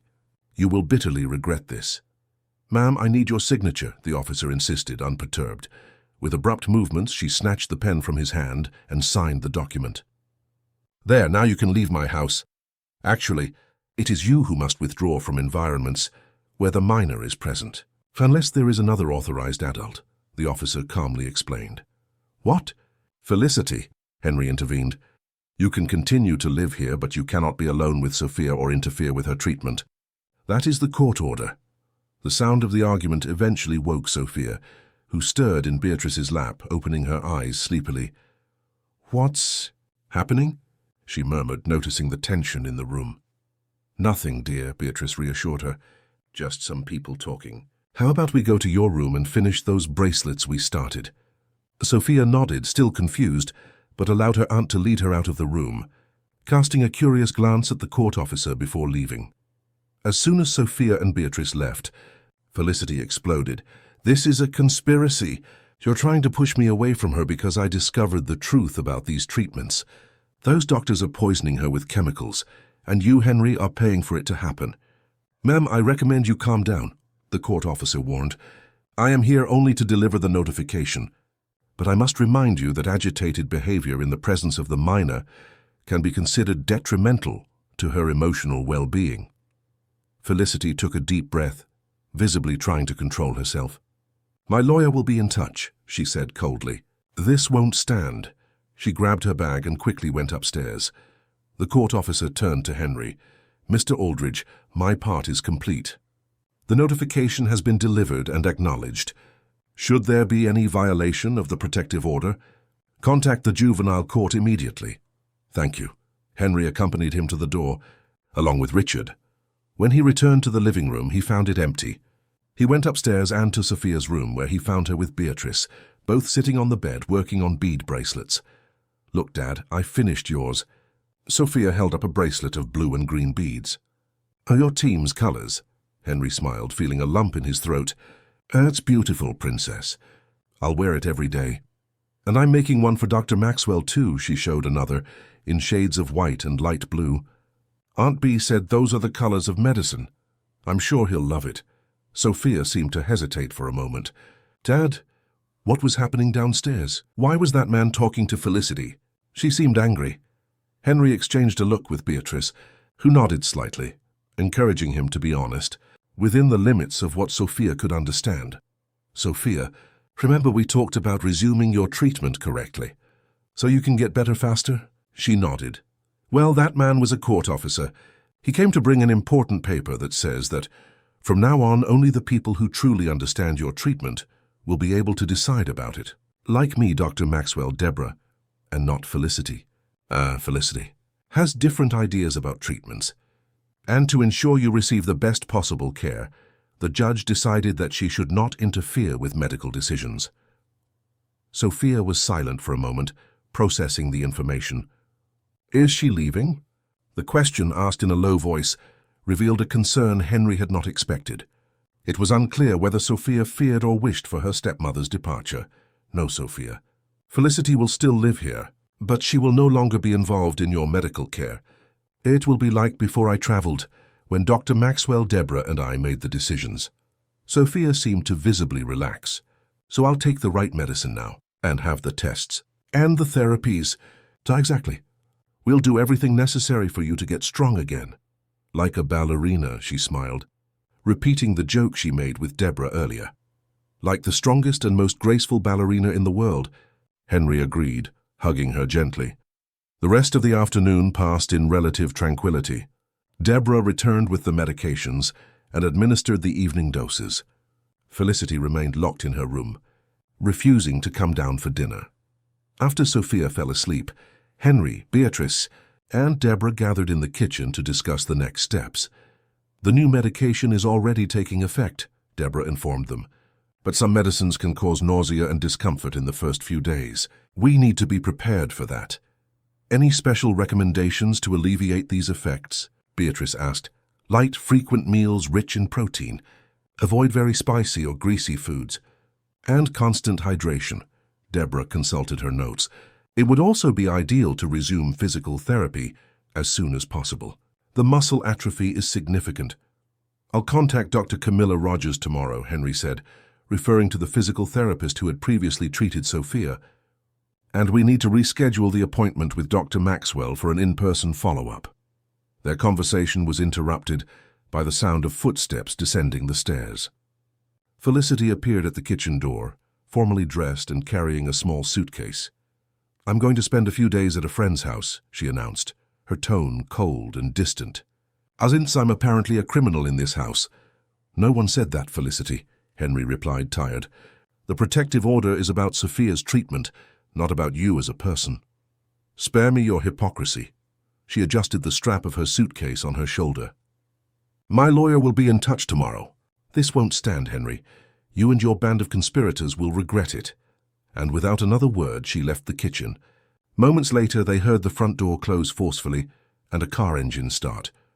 "Well, that was intense," Beatrice commented after a brief silence. "Perhaps it's for the best." Henry sighed. "Sophia doesn't need this tension around her while she tries to recover." "I agree," Deborah said. "The emotional environment is crucial for recovery. Stress and conflict can negatively affect the response to treatment." Henry nodded, feeling a weight lifted from his shoulders with Felicity's temporary departure. Now they could fully focus on Sophia's recovery, without distractions or sabotages. Upstairs, in her room decorated with stars on the ceiling, Sophia slept serenely, oblivious to the adult drama, lulled by the promise of better days that were finally beginning to emerge on the horizon. A week had passed since Felicity's stormy departure. The Aldridge mansion in Beverly Hills seemed to breathe more freely, as if a weight had been lifted from its walls. Sophia, still fragile, showed small signs of improvement that filled Henry with hope. On that sunny Saturday morning, Henry watched from the balcony as Sophia walked slowly through the garden, leaning on Deborah's arm. Dr. Camilla Rogers, the physical therapist, had resumed sessions 3 times a week, and the results were already visible in the girl's straighter posture and firmer steps. "She's getting better," Beatrice commented, approaching with 2 cups of coffee, offering one to her brother. "Yesterday she managed to stay awake almost all day, and she ate well at dinner." Henry nodded, accepting the coffee. Dr. Maxwell was optimistic at yesterday's appointment. He said the tests already show improvement in iron levels and liver function. "And how's her mood?" "All better every day. She started talking about her books again, making plans. She even mentioned she'd like to resume piano lessons when she's stronger." Beatrice smiled, leaning against the balcony railing. "You know what impresses me? She never asks about Felicity." Henry frowned. It was true. Since her stepmother had left the house, Sophia hadn't mentioned her name even once, which seemed strange for a girl normally so attentive and sensitive. "Perhaps it's a defense mechanism," Beatrice suggested, noticing her brother's concern. "Or perhaps their relationship wasn't as close as Felicity wanted us to believe." "Could be. Either way, it's better this way. Sophia needs to focus on her recovery, without additional stress." In the garden, Sophia had stopped near the small artificial pond, where some colorful fish swam lazily. Deborah remained by her side, attentive but allowing the girl to explore the space at her own pace. "And what about Felicity?" "Any news?" Beatrice asked. Henry sighed. "Richard received a notification from her lawyer yesterday. They're contesting the protective order, claiming there was no negligence, only alternative treatment approaches." He made air quotes with his fingers, clearly ironic. "And they're insinuating that the nurse and Dr. Maxwell are conspiring against her for financial gain. Ridiculous." "I agree. But Richard says it's just the beginning. She's going to fight tooth and nail." "Why? Why so much effort to interfere with Sophia's treatment? If it were just a matter of beliefs about alternative medicine." "Exactly what I've been asking myself." Henry took a sip of coffee, thoughtful. "Richard is investigating some angles, mainly the financial one. Do you think it has to do with money?" "With Felicity, it always does. When we got married, I had a very restrictive prenuptial agreement. She would only be entitled to a modest pension in case of divorce. But there was a special clause related to Sophia." Beatrice raised her eyebrows, interested. "What clause?" "If something happened to me, Felicity would become Sophia's legal guardian until she reached adulthood. And in that capacity, she would have access to the trust fund for her medical care. A considerable fund, I might add." "How much exactly?" $20 million initially, with annual contributions of $2 million. Beatrice almost choked on her coffee. "My God, Beto! And Felicity would have access to all of that?" "As administrator of the fund, yes. There would be bank oversight, of course, but she would have the authority to determine what treatments, doctors, and therapies would be necessary. Henry again made air quotes. At the time, it seemed like a sensible precaution. Sophia needed specialized care, and I traveled a lot. I wanted to ensure that if anything happened to me, she would have everything she needed. And now you suspect that Felicity may have had other ideas about how to use those resources. Henry placed his empty cup on the balcony railing. Fortunately, I've already changed the will and the fund's provisions. Now, in case of my absence, you and Dr. Maxwell would be the joint administrators. Sensible, Beatrice agreed, but that doesn't explain why Felicity interrupted Sophia's treatment. If she wanted access to the money, wouldn't it be more logical to keep the girl alive and under her guardianship? Henry flinched at his sister's raw frankness, but knew she was right to raise the question. There are details we are still investigating. Richard hired a private investigator to look more deeply into Felicity's life before we met. In the garden, Sophia turned and waved to them, a fragile but genuine smile lighting her face. Henry and Beatrice waved back, smiling. She seems lighter, Beatrice observed, as if a weight has been lifted from her. Did you notice anything during your previous visits? Any indication that Sophia was uncomfortable with Felicity? Beatrice thought for a moment. Now that you mention it, the last few times I came, Sophia seemed different, more reserved, less spontaneous, and Felicity was always nearby, controlling our interactions. She never left us alone. Why did you never say anything? Because I didn't want to seem like the jealous, meddling sister-in-law. And maybe I was also too busy with my own life to really pay attention. There was guilt in her voice. Just like you. Henry nodded, feeling the weight of his sister's self-criticism, which mirrored his own. Both had failed to notice the signs. Henry's phone rang, interrupting the moment of reflection. It was Richard. Henry, we have news. Important news. Can I stop by in half an hour? Of course, we'll be waiting. Upon hanging up, he informed Beatrice of Richard's imminent visit. They went down to the garden together to call Sophia inside. It was time for her lunch and afternoon medication. Look, Dad, the orange fish have grown. Sophia pointed animatedly at the koi swimming in the small pond. Can we buy some more? Maybe blue ones to keep them company. Of course we can. Maybe next week if you keep getting better like this. Henry put his arm around his daughter's delicate shoulders. Now it's lunchtime. Rose made that vegetable soup you like. With croutons? With lots of croutons, Deborah confirmed, smiling at the girl's gradually returning appetite. And then medication and a short rest. Sophia nodded, already accustomed to the new routine, which, in fact, was just a return to the proper routine that had been interrupted by Felicity. They walked back to the house together, where Rose had already set the table on the back porch, taking advantage of the sunny day. Richard arrived as they were finishing their meal. Sophia had already taken her medicine and was being accompanied by Deborah to her room for a brief rest. Good morning. Everyone, the lawyer greeted them, a tall, thin man of about 60, with grey hair and thin-rimmed glasses. Sophia, I see you have more color in your cheeks today. Good morning, Dr. Mason, she smiled shyly. I'm eating more Rose makes delicious food. Excellent, excellent. Keep it up. He handed her a small package. I brought something for you, to keep your mind busy during your rest. Sophia opened the wrapping, revealing a 1,000-piece jigsaw puzzle with an image of the Miami Botanical Garden. Her eyes sparkled. Wow, it's beautiful. Thank you, Dr. Mason. My pleasure, little one. Now go rest. I need to talk to your father about boring adult matters. After Sophia and Deborah went upstairs, Richard sat with Henry and Beatrice in the living room. His expression changed to something more serious and concerned. The investigator I hired discovered some unsettling things about Felicity, he began, taking a folder from his leather briefcase. To start, Felicity Vance is not a widow as she claimed when you met her. What do you mean?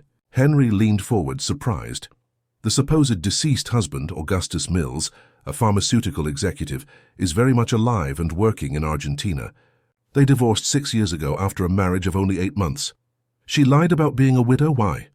Probably to create a poignant story and establish a bond with you who had also lost a spouse. Richard flipped through some papers in the folder.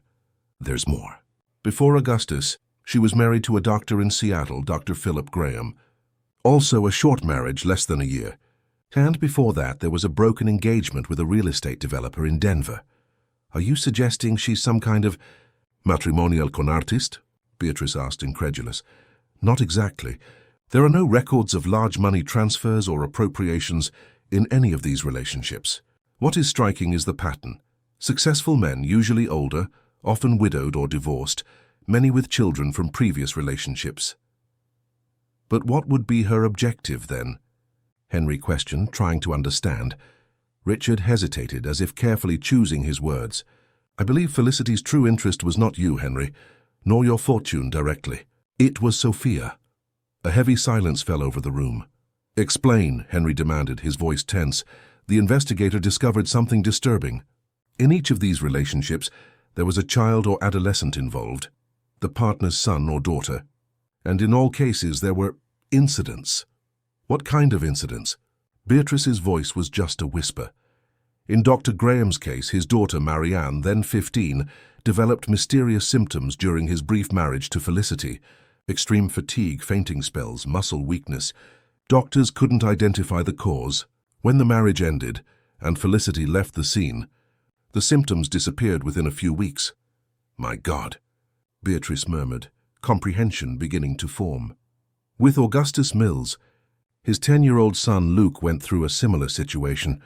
Diffuse symptoms, which doctors initially attributed to stress or psychosomatic causes. When Augustus began to suspect something was wrong and suggested installing cameras in the house, Felicity immediately filed for divorce. Henry stood up, unable to remain seated, a cold rage growing in his chest.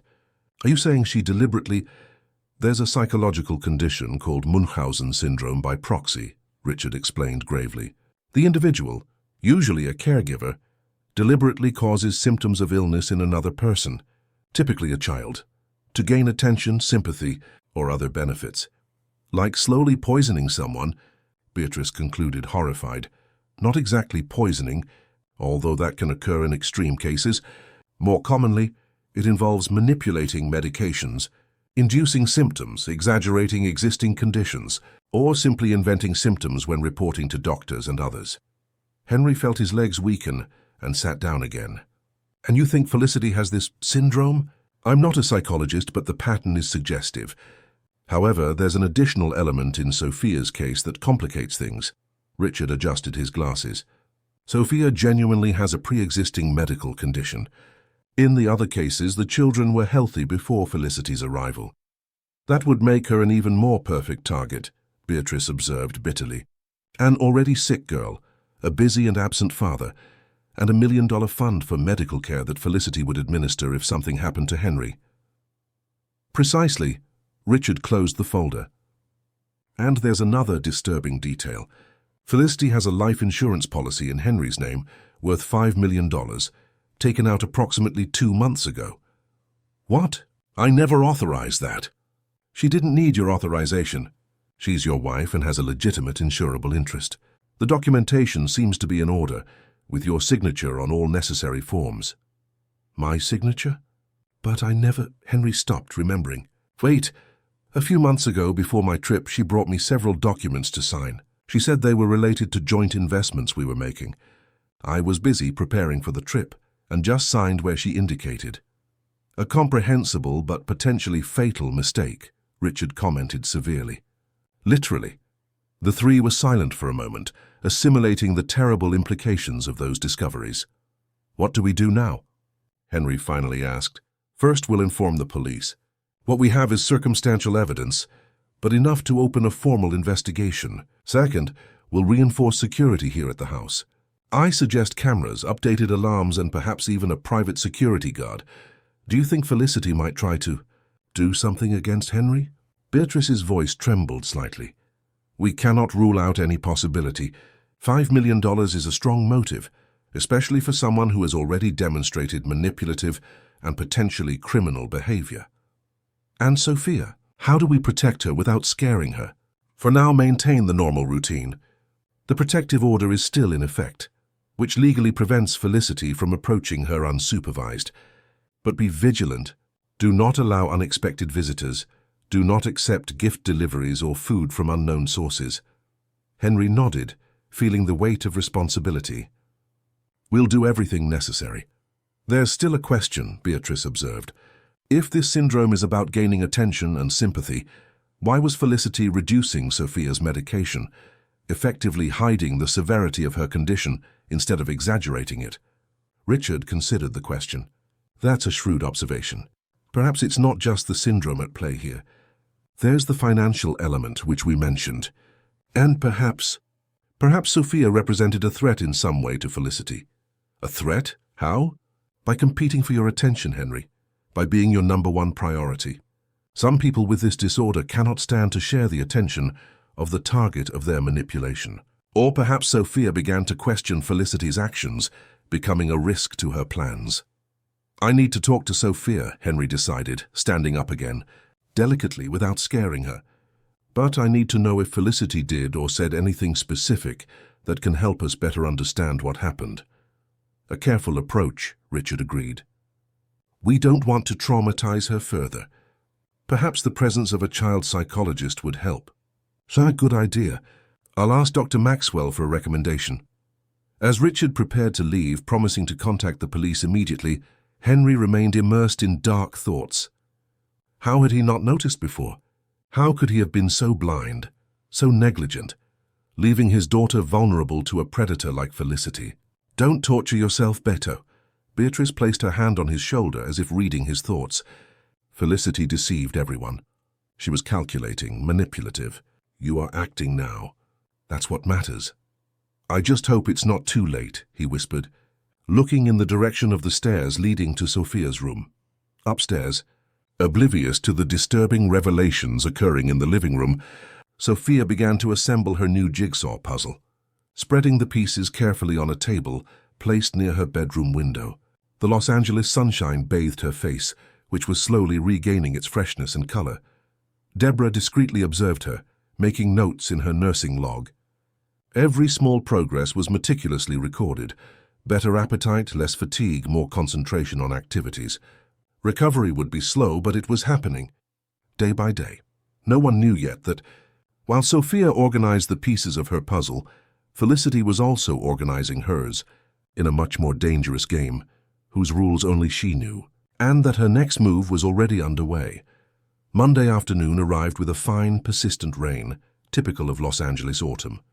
Henry, sitting in his home office, participated in a video conference with his company executives, while occasionally checking the security reports installed after his conversation with Richard. Discrete cameras had been positioned at strategic points in the house. The alarm system was updated, and a security guard, Mark, a former police officer in his 40s, now made periodic rounds of the property. A necessary transformation, but one Henry tried to keep as discreet as possible, so as not to alarm Sophia. The contracts with the Asian suppliers are ready for signature. "Henry," Gus, his operations director, informed him via the computer screen, "we need your final approval by Thursday. Send them to me by email. I'll review them today." Henry made notes on his pad. "And what about the Salvador project? How are the deadlines?" As the meeting proceeded, Beatrice gently knocked on the office door and partially opened it, silently signaling that she needed to speak with him. Henry gestured, indicating he would finish soon. 10 minutes later, he ended the video conference and called his sister, who was waiting in the hallway. "What happened, Bea?" "Sophia received a delivery. A book." She showed a small, already opened package. It came by mail addressed directly to her. "Which book?" Beatrice showed the colorful cover, Herbal Remedies for Children, an illustrated guide. Henry frowned. "Who sent it?" "There's no sender. Just a card." She handed him a small white card with a handwritten message. "To my dear Sophia, so you can learn about natural alternatives that can help your recovery. With love, someone who cares about you. Felicity," Henry concluded, his voice tense. "Even with the protective order, she finds ways to interfere. Has Sophia seen it yet?" "No, thank God. Rose received the delivery and brought it to me immediately, remembering the instruction not to accept anything without checking it first." Henry took the book and quickly leafed through it. It seemed harmless at first glance. Colorful illustrations of plants, descriptions of medicinal properties, suggestions for use. But in the margins of several pages, There were small handwritten notes highlighting certain herbs and adding dosages. "Look at this," Henry pointed out. She marked specific pages and wrote down instructions. He read one aloud. "Take 3 times a day, instead of the yellow pills." And another here, "Replaces liver medicine, with no side effects." My God, Beatrice took the book from her brother's hands. She's trying to get Sophia to self-medicate with these things. Some of these herbs can be dangerous in certain dosages, especially for someone with her condition. "I'm calling Richard right now. This is a clear violation of the protective order." While Henry called the lawyer, Beatrice continued examining the book, increasingly alarmed by the notes she found. Some suggested clearly excessive dosages, others recommended potentially dangerous mixtures. "Richard is sending someone to pick up the book as evidence," Henry informed her after hanging up. "And he's going to request an expansion of the protective order, prohibiting any form of contact, even indirect." "What do we tell Sophia about the book? She'll ask about the delivery." Henry thought for a moment. "We'll tell her the truth, but in a simplified way. That the book contains incorrect information that could harm her treatment, and that's why we need to hand it over to the authorities." The sound of the front door opening announced the arrival of Sophia and Deborah, who had gone to Dr. Maxwell's office for more tests. Henry and Beatrice quickly put the book away and went to meet them in the hall. "Dad, Aunt Bee, guess what?" Sophia entered animatedly, a slight healthy blush coloring her cheeks. "Dr. Maxwell said my tests are much better. And he let me touch his stethoscope." "That's wonderful, Princess." Henry hugged her, feeling how her body seemed less fragile, firmer than a few weeks before. "The results are very encouraging," Deborah confirmed, placing her bag on the console table. "Blood levels are almost normalized, and liver function has improved significantly. Dr. Maxwell said I might be able to go back to school next semester," Sophia continued, her eyes shining with anticipation. "If I keep getting better like this." "That would be wonderful," Beatrice agreed, holding her niece's hand. "You miss your classmates, don't you?" "Yes, especially Julia and Peter. We always did our homework together." Sophia paused. "By the way, speaking of classmates, I got an email from Julia today. She's having a birthday party next month and invited me." "Can I go, Dad?" "Please, please." Henry exchanged a quick glance with Deborah before answering. "If Dr. Maxwell authorizes it, and you keep improving, I don't see why not. But let's decide closer to the date, okay?" Sophia nodded, satisfied with the answer. "I'll show her I'm better. I'll even dance at the party." "One thing at a time, young lady," Deborah warned with a smile.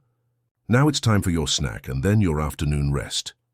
While Sophia went to the kitchen with Deborah, Henry and Beatrice returned to the office to discuss how to proceed with the book situation.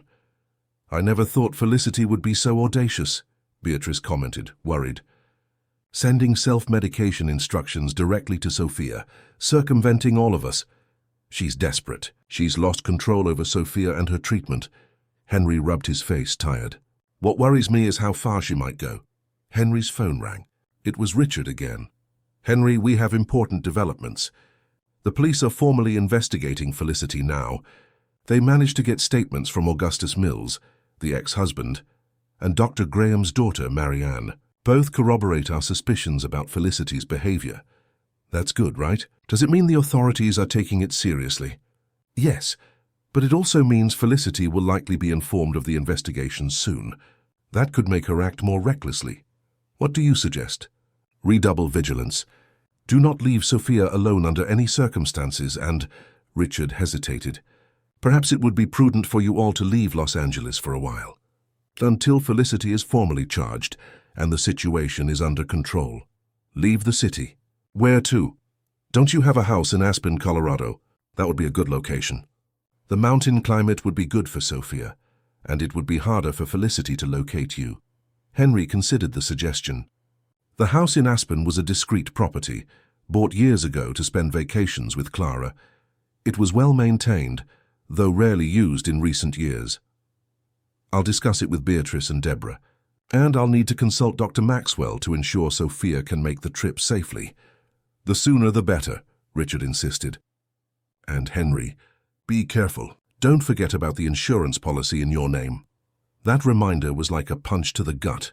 It was easy to focus so much on protecting Sophia that he forgot the possible danger to himself. After hanging up, Henry explained the situation to Beatrice, who immediately agreed with the idea of getting away. Aspen is perfect. The chalet is isolated with good security, and Sophia always loved the place. The mountain air will be great for her lungs. I'll talk to Dr. Maxwell right now, Henry decided, already dialing the doctor's number. Dr. Maxwell not only approved the trip, but enthusiastically encouraged it. The climate in Aspen will be excellent for Sophia's recovery. And the change of environment, the removal from this stressful situation will only do her good. I can recommend a competent colleague in the city should you need medical attention during your stay. With medical approval secured, Henry began planning their departure. They decided not to tell Sophia they were essentially fleeing Felicity. Instead, they presented the trip as a reward for her progress in treatment and an opportunity to accelerate her recovery. Aspen, Colorado? Really? Sophia's eyes lit up when Henry announced the news during dinner. Can we visit that park with horses and have hot chocolate in the square and buy that giant honey cake? We can do all of that, Princess, but calmly, respecting your pace and medication times. When are we going? Tomorrow morning, if that's okay with you. Sophia clapped her hands with excitement. I'm going to pack my things now. Can I bring the puzzle Dr. Mason gave me? And my new books? Hans, you can bring everything you want within reason, Henry laughed, happy to see his daughter excited about the trip. Beatrice, Deborah, and Rose will come with us. And Mark, too. Who's Mark? Sophia asked, curious. A friend who's helping with house security, Henry vaguely explained. He'll accompany us to make sure everything goes smoothly on the trip. Sophia seemed to accept the explanation without questioning. She was too busy making mental plans for her stay in the mountains. After dinner, while Sophia went upstairs to start packing, accompanied by Deborah, the adults gathered in the kitchen to finalize the logistical details. We'll leave at dawn, Henry decided. 2 cars. Me, Sophia, Deborah, and Mark in one. Beatrice, Rose, and the luggage in the other. Should we tell anyone about our destination? Rose asked, worried. Only Richard and Dr. Maxwell will know exactly where we're going. For everyone else, including the company, we'll be traveling upstate on medical advice with no specific details. Mark, the security guard, who had been silent until then, spoke up. Mr. Aldridge, I suggest we change the traditional route to Aspen. Instead of taking the I-5 and then the CA-14, we could go via US 101 to Santa Clarita and then head up the mountains. It's a less obvious route. Henry nodded, impressed by the man's insight. Excellent suggestion, Mark. We'll do that. And what about Sophia's medications? Beatrice asked. Do we have enough? I've arranged a month's supply, Deborah informed them. And I've already contacted the colleague Dr. Maxwell recommended in Aspen, Dr. Paul Rivers. He's aware of Sophia's medical situation and will be available if we need him. As they finalized the preparations, the house phone rang. Rose answered, and after a brief conversation handed the phone to Henry with a worried expression. It's Mrs. Aldridge, sir. A tense silence fell over the kitchen. Henry took the phone, signaling for everyone to be quiet. Hello? Henry, darling. Felicity's voice was soft, almost syrupy. How is Sophia? I received the results of her latest tests. I'm so happy she's improving. Henry frowned. How did she have access to the results? Sophia is fine, Felicity, but you shouldn't have access to her medical information. It's a violation of the protective order. Oh, don't be so formal. I'm practically her mother. It's natural for me to worry. Besides, I have good contacts at the lab, she paused. I also heard you're planning a little trip. Henry felt a chill run down his spine. Who told you that? Walls have ears, darling. She chuckled softly. Don't worry, I won't interfere. I just wanted to say I think it's an excellent idea. The mountain air always did Sophia good. How do you know we're going to the mountains? There was a brief silence on the other end. It was just a guess. The doctor always recommended the mountain climate for her, didn't he? Henry exchanged alarmed glances with the others in the kitchen. Felicity was obviously monitoring them somehow. Felicity, you are prohibited from approaching Sophia. That includes any kind of contact, even remote. Don't be so dramatic, Henry. I just want what's best for the girl. Her voice changed, taking on a colder tone. But I must warn you that you are making a big mistake. Those quack doctors are getting rich at the expense of Sophia's health. And you are being manipulated by them and your intrusive sister. This conversation is over, Felicity. Don't call again. Think carefully about what you're doing. Henry, there are things about me you don't know. Things I can do when crossed. Henry hung up the phone, feeling his heart race. The veiled threat was undeniable. She knows about the trip, he told Mark, and she specifically mentioned the mountain air. That means there's a bug in the house or someone is giving her information, the security guard concluded.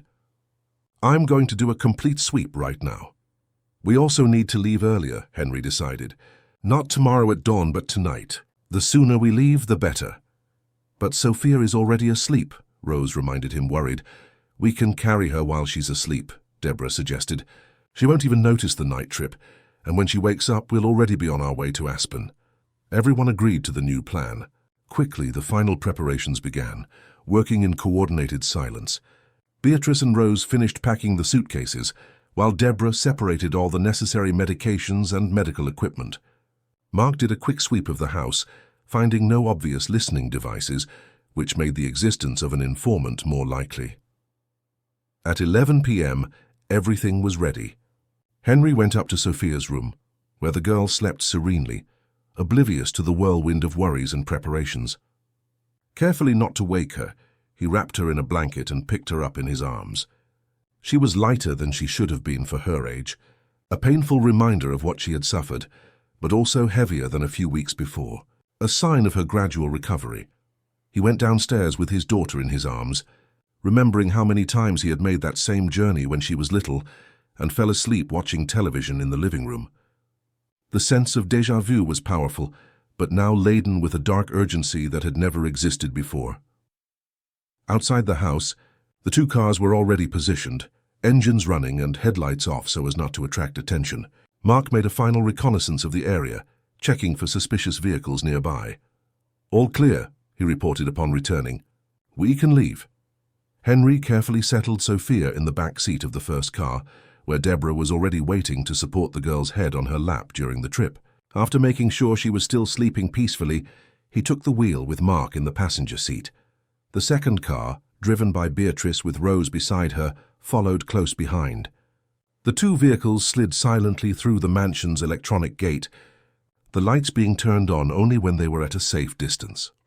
As he drove through the deserted streets of Los Angeles, taking the alternative route suggested by Mark, Henry couldn't help but repeatedly check the rearview mirror, both to see if they were being followed, and to observe Sophia's sleeping face. She'll be fine, Deborah said softly, as if reading his thoughts. She's a strong girl despite everything, and now she has all the right people by her side. Henry nodded, grateful for the reassurance. He looked one last time at Los Angeles in the rearview mirror, before entering the highway that would take them away from the mansion that had become a prison of fear, away from Felicity and her manipulations, towards the safety of the Aspen Mountains. What none of them knew, however, was that the calm of the night hid a storm brewing. For as the two cars headed towards upstate California, Felicity was sitting in her temporary apartment, looking at a laptop screen where a small red dot moved along US 101. So Aspen is really the destination, she murmured to herself, an enigmatic smile on her lips. So predictable, Henry, so predictable. Beside her on the table lay a bus ticket to Aspen, scheduled to depart the next day, and a small dark glass vial unlabeled, containing a clear liquid. The Aldridge Chalet in Aspen, Colorado seemed to emerge from the mountain itself, embraced by centuries-old ponderosa pines and protected by a dense morning mist that covered the region. Built in alpine style with noble woods and local stones, it was a welcoming refuge that held precious memories of happier times. Sophia awoke feeling the car climbing the steep road that led to the property.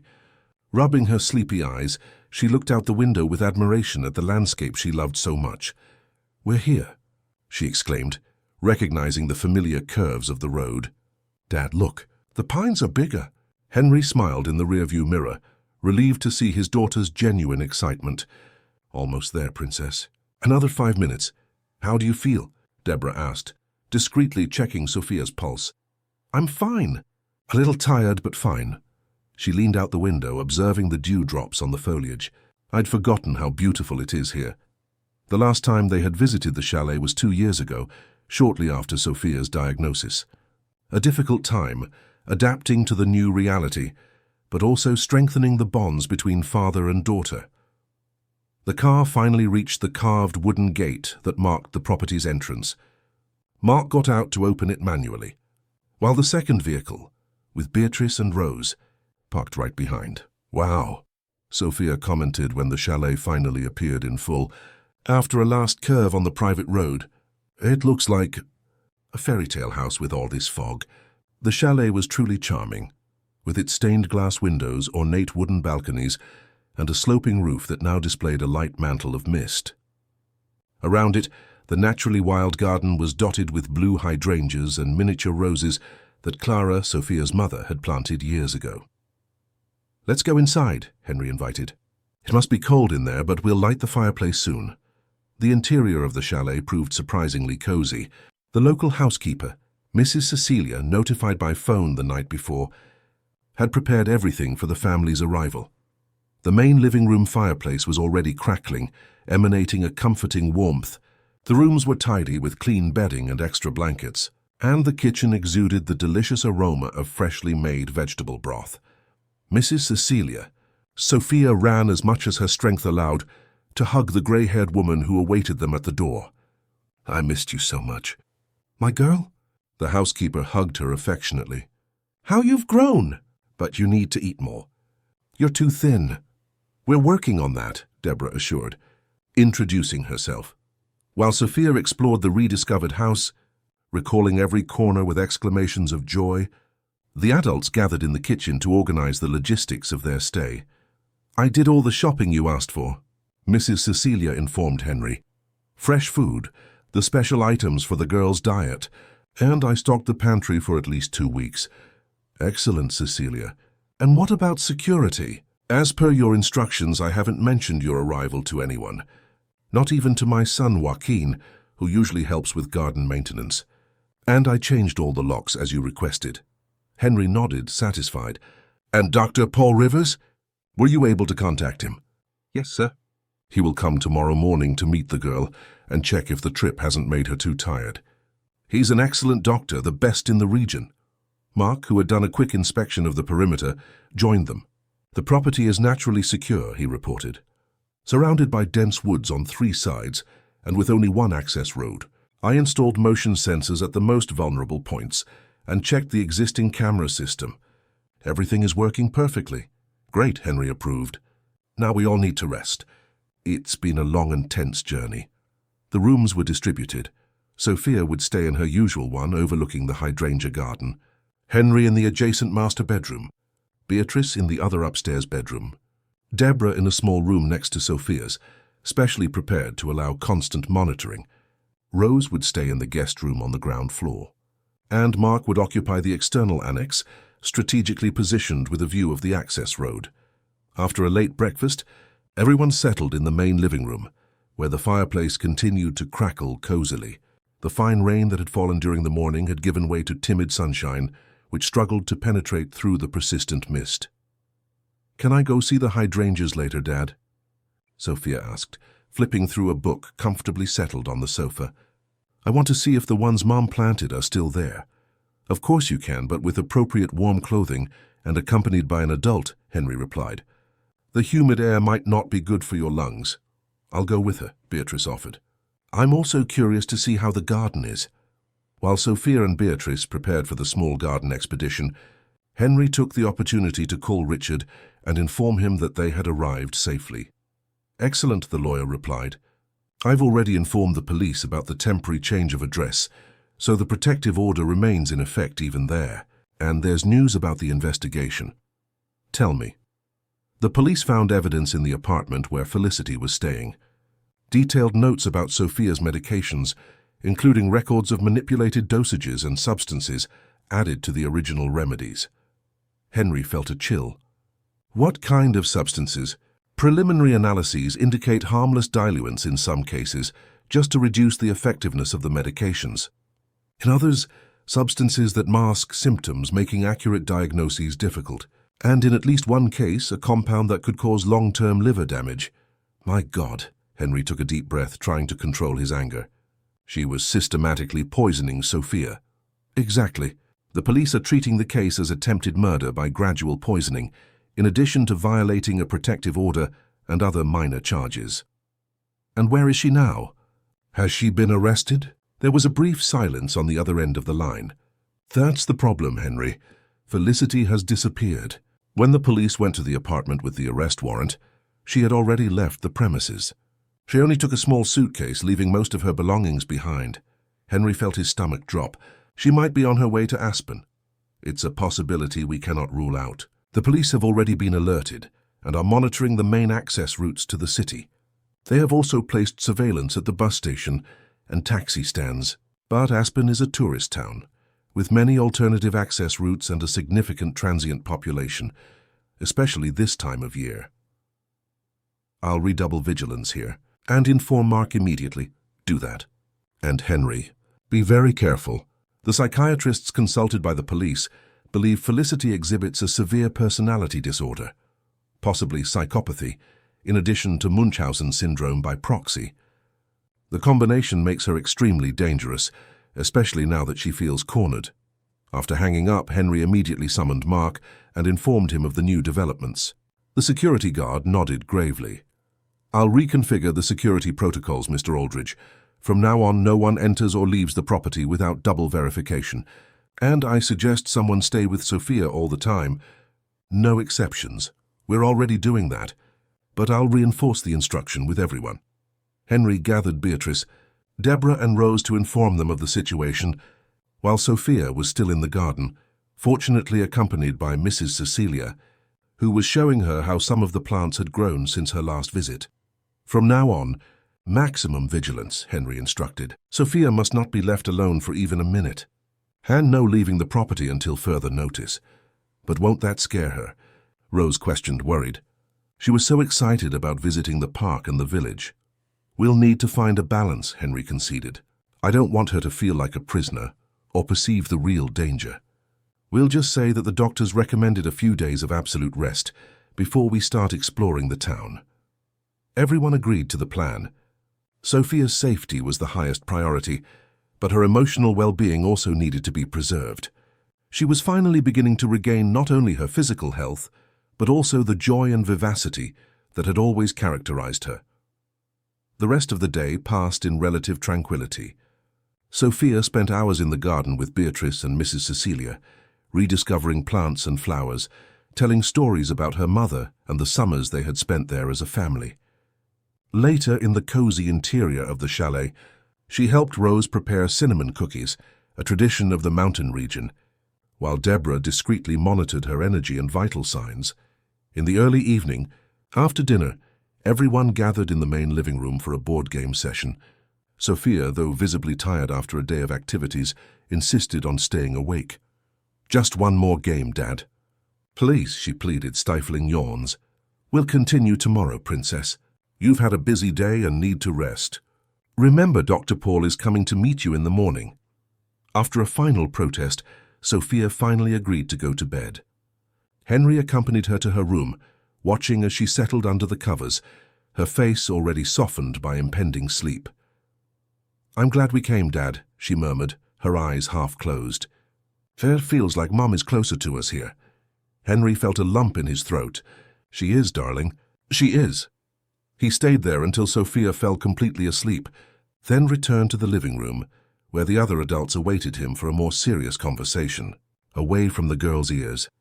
I received news from the police, Mark informed them in a low voice. They confirmed that Felicity bought a bus ticket to Aspen, but she didn't show up to board.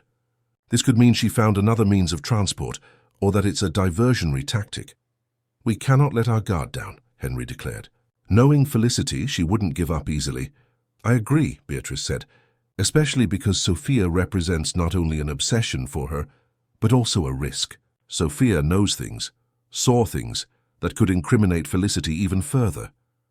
Furthermore, Deborah added, there's the financial aspect. The medical treatment fund, the insurance policy. These are powerful motivations. A heavy silence fell over the group.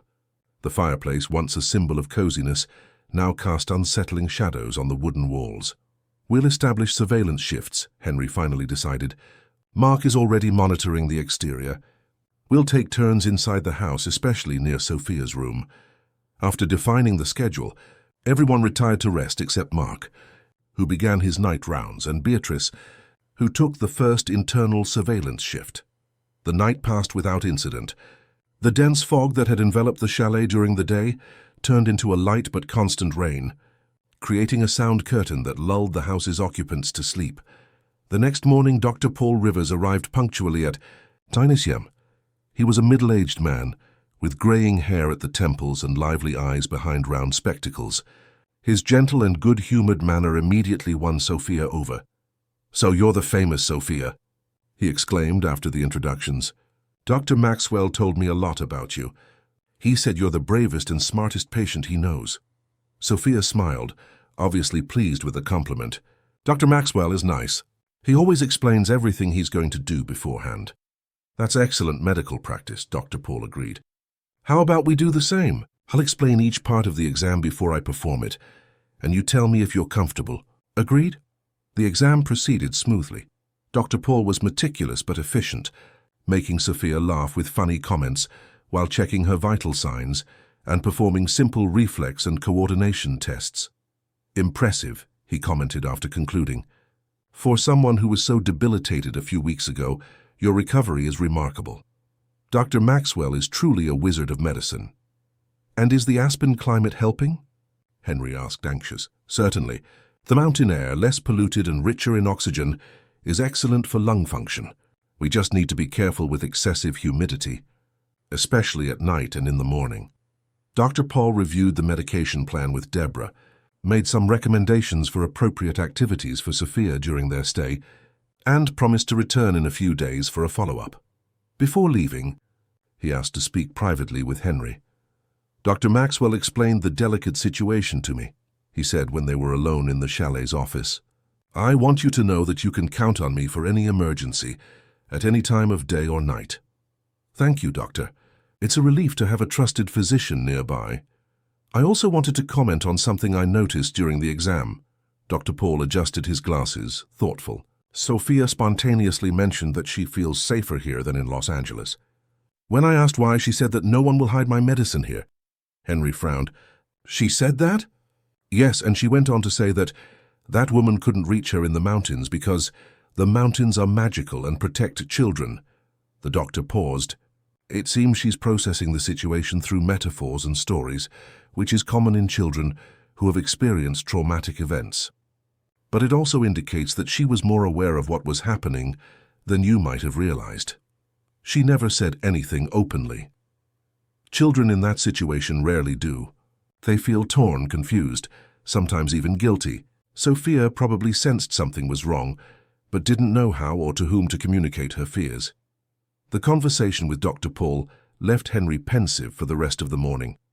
As he watched Sophia on the balcony, flipping through a book with Beatrice, he wondered how many signs he had missed, how many silent pleas for help he had ignored during those months focused on his business. The day continued its course calmly. After lunch, Henry received more news from the police. They had found traces of Felicity in Santa Clarita, where she had apparently rented a car using false documents. The search continued, but now there was confirmation that she was in fact heading towards the mountain region. Security was again reinforced. Mark hired 2 local assistants, former police officers like him, to help with external surveillance. The property was now under constant monitoring, with strategically placed cameras and regular patrols around the perimeter. 3 days passed without incident. Sophia continued to improve, gaining weight and energy each day. The cloud of anxiety that hung over the adults began to dissipate slightly. Perhaps Felicity had given up, or been captured at a police checkpoint along the way. On the afternoon of the 4th day, during a reading session in the internal garden, protected from the cold mountain wind, Sophia asked a question that caught everyone by surprise.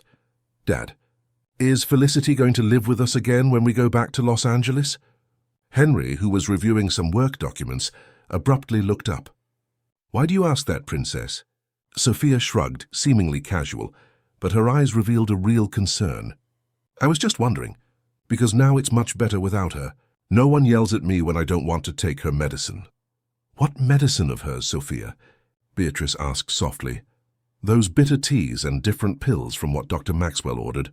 Sophia wrinkled her nose at the memory. She said they were natural remedies, much better than the chemical poisons from the hospital. But they made me nauseous and gave me headaches. Henry exchanged a significant look with Beatrice. It was the first time Sophia had spoken openly about Felicity's interference in her treatment. "And why didn't you tell us this before, darling?"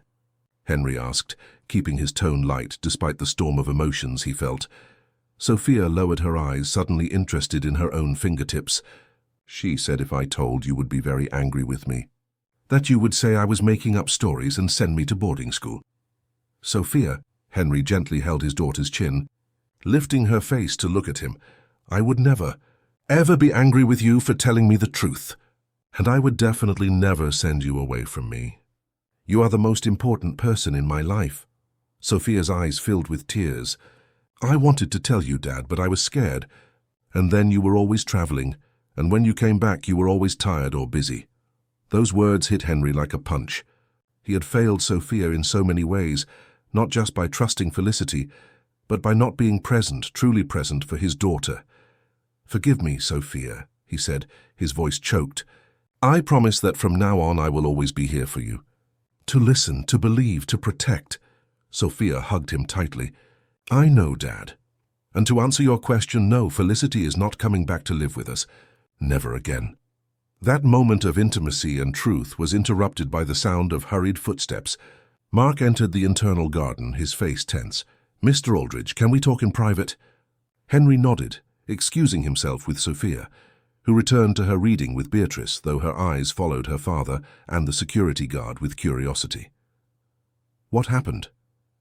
Henry asked when they were at a safe distance. "We spotted a suspicious car parked on the secondary road, about 2 miles from here.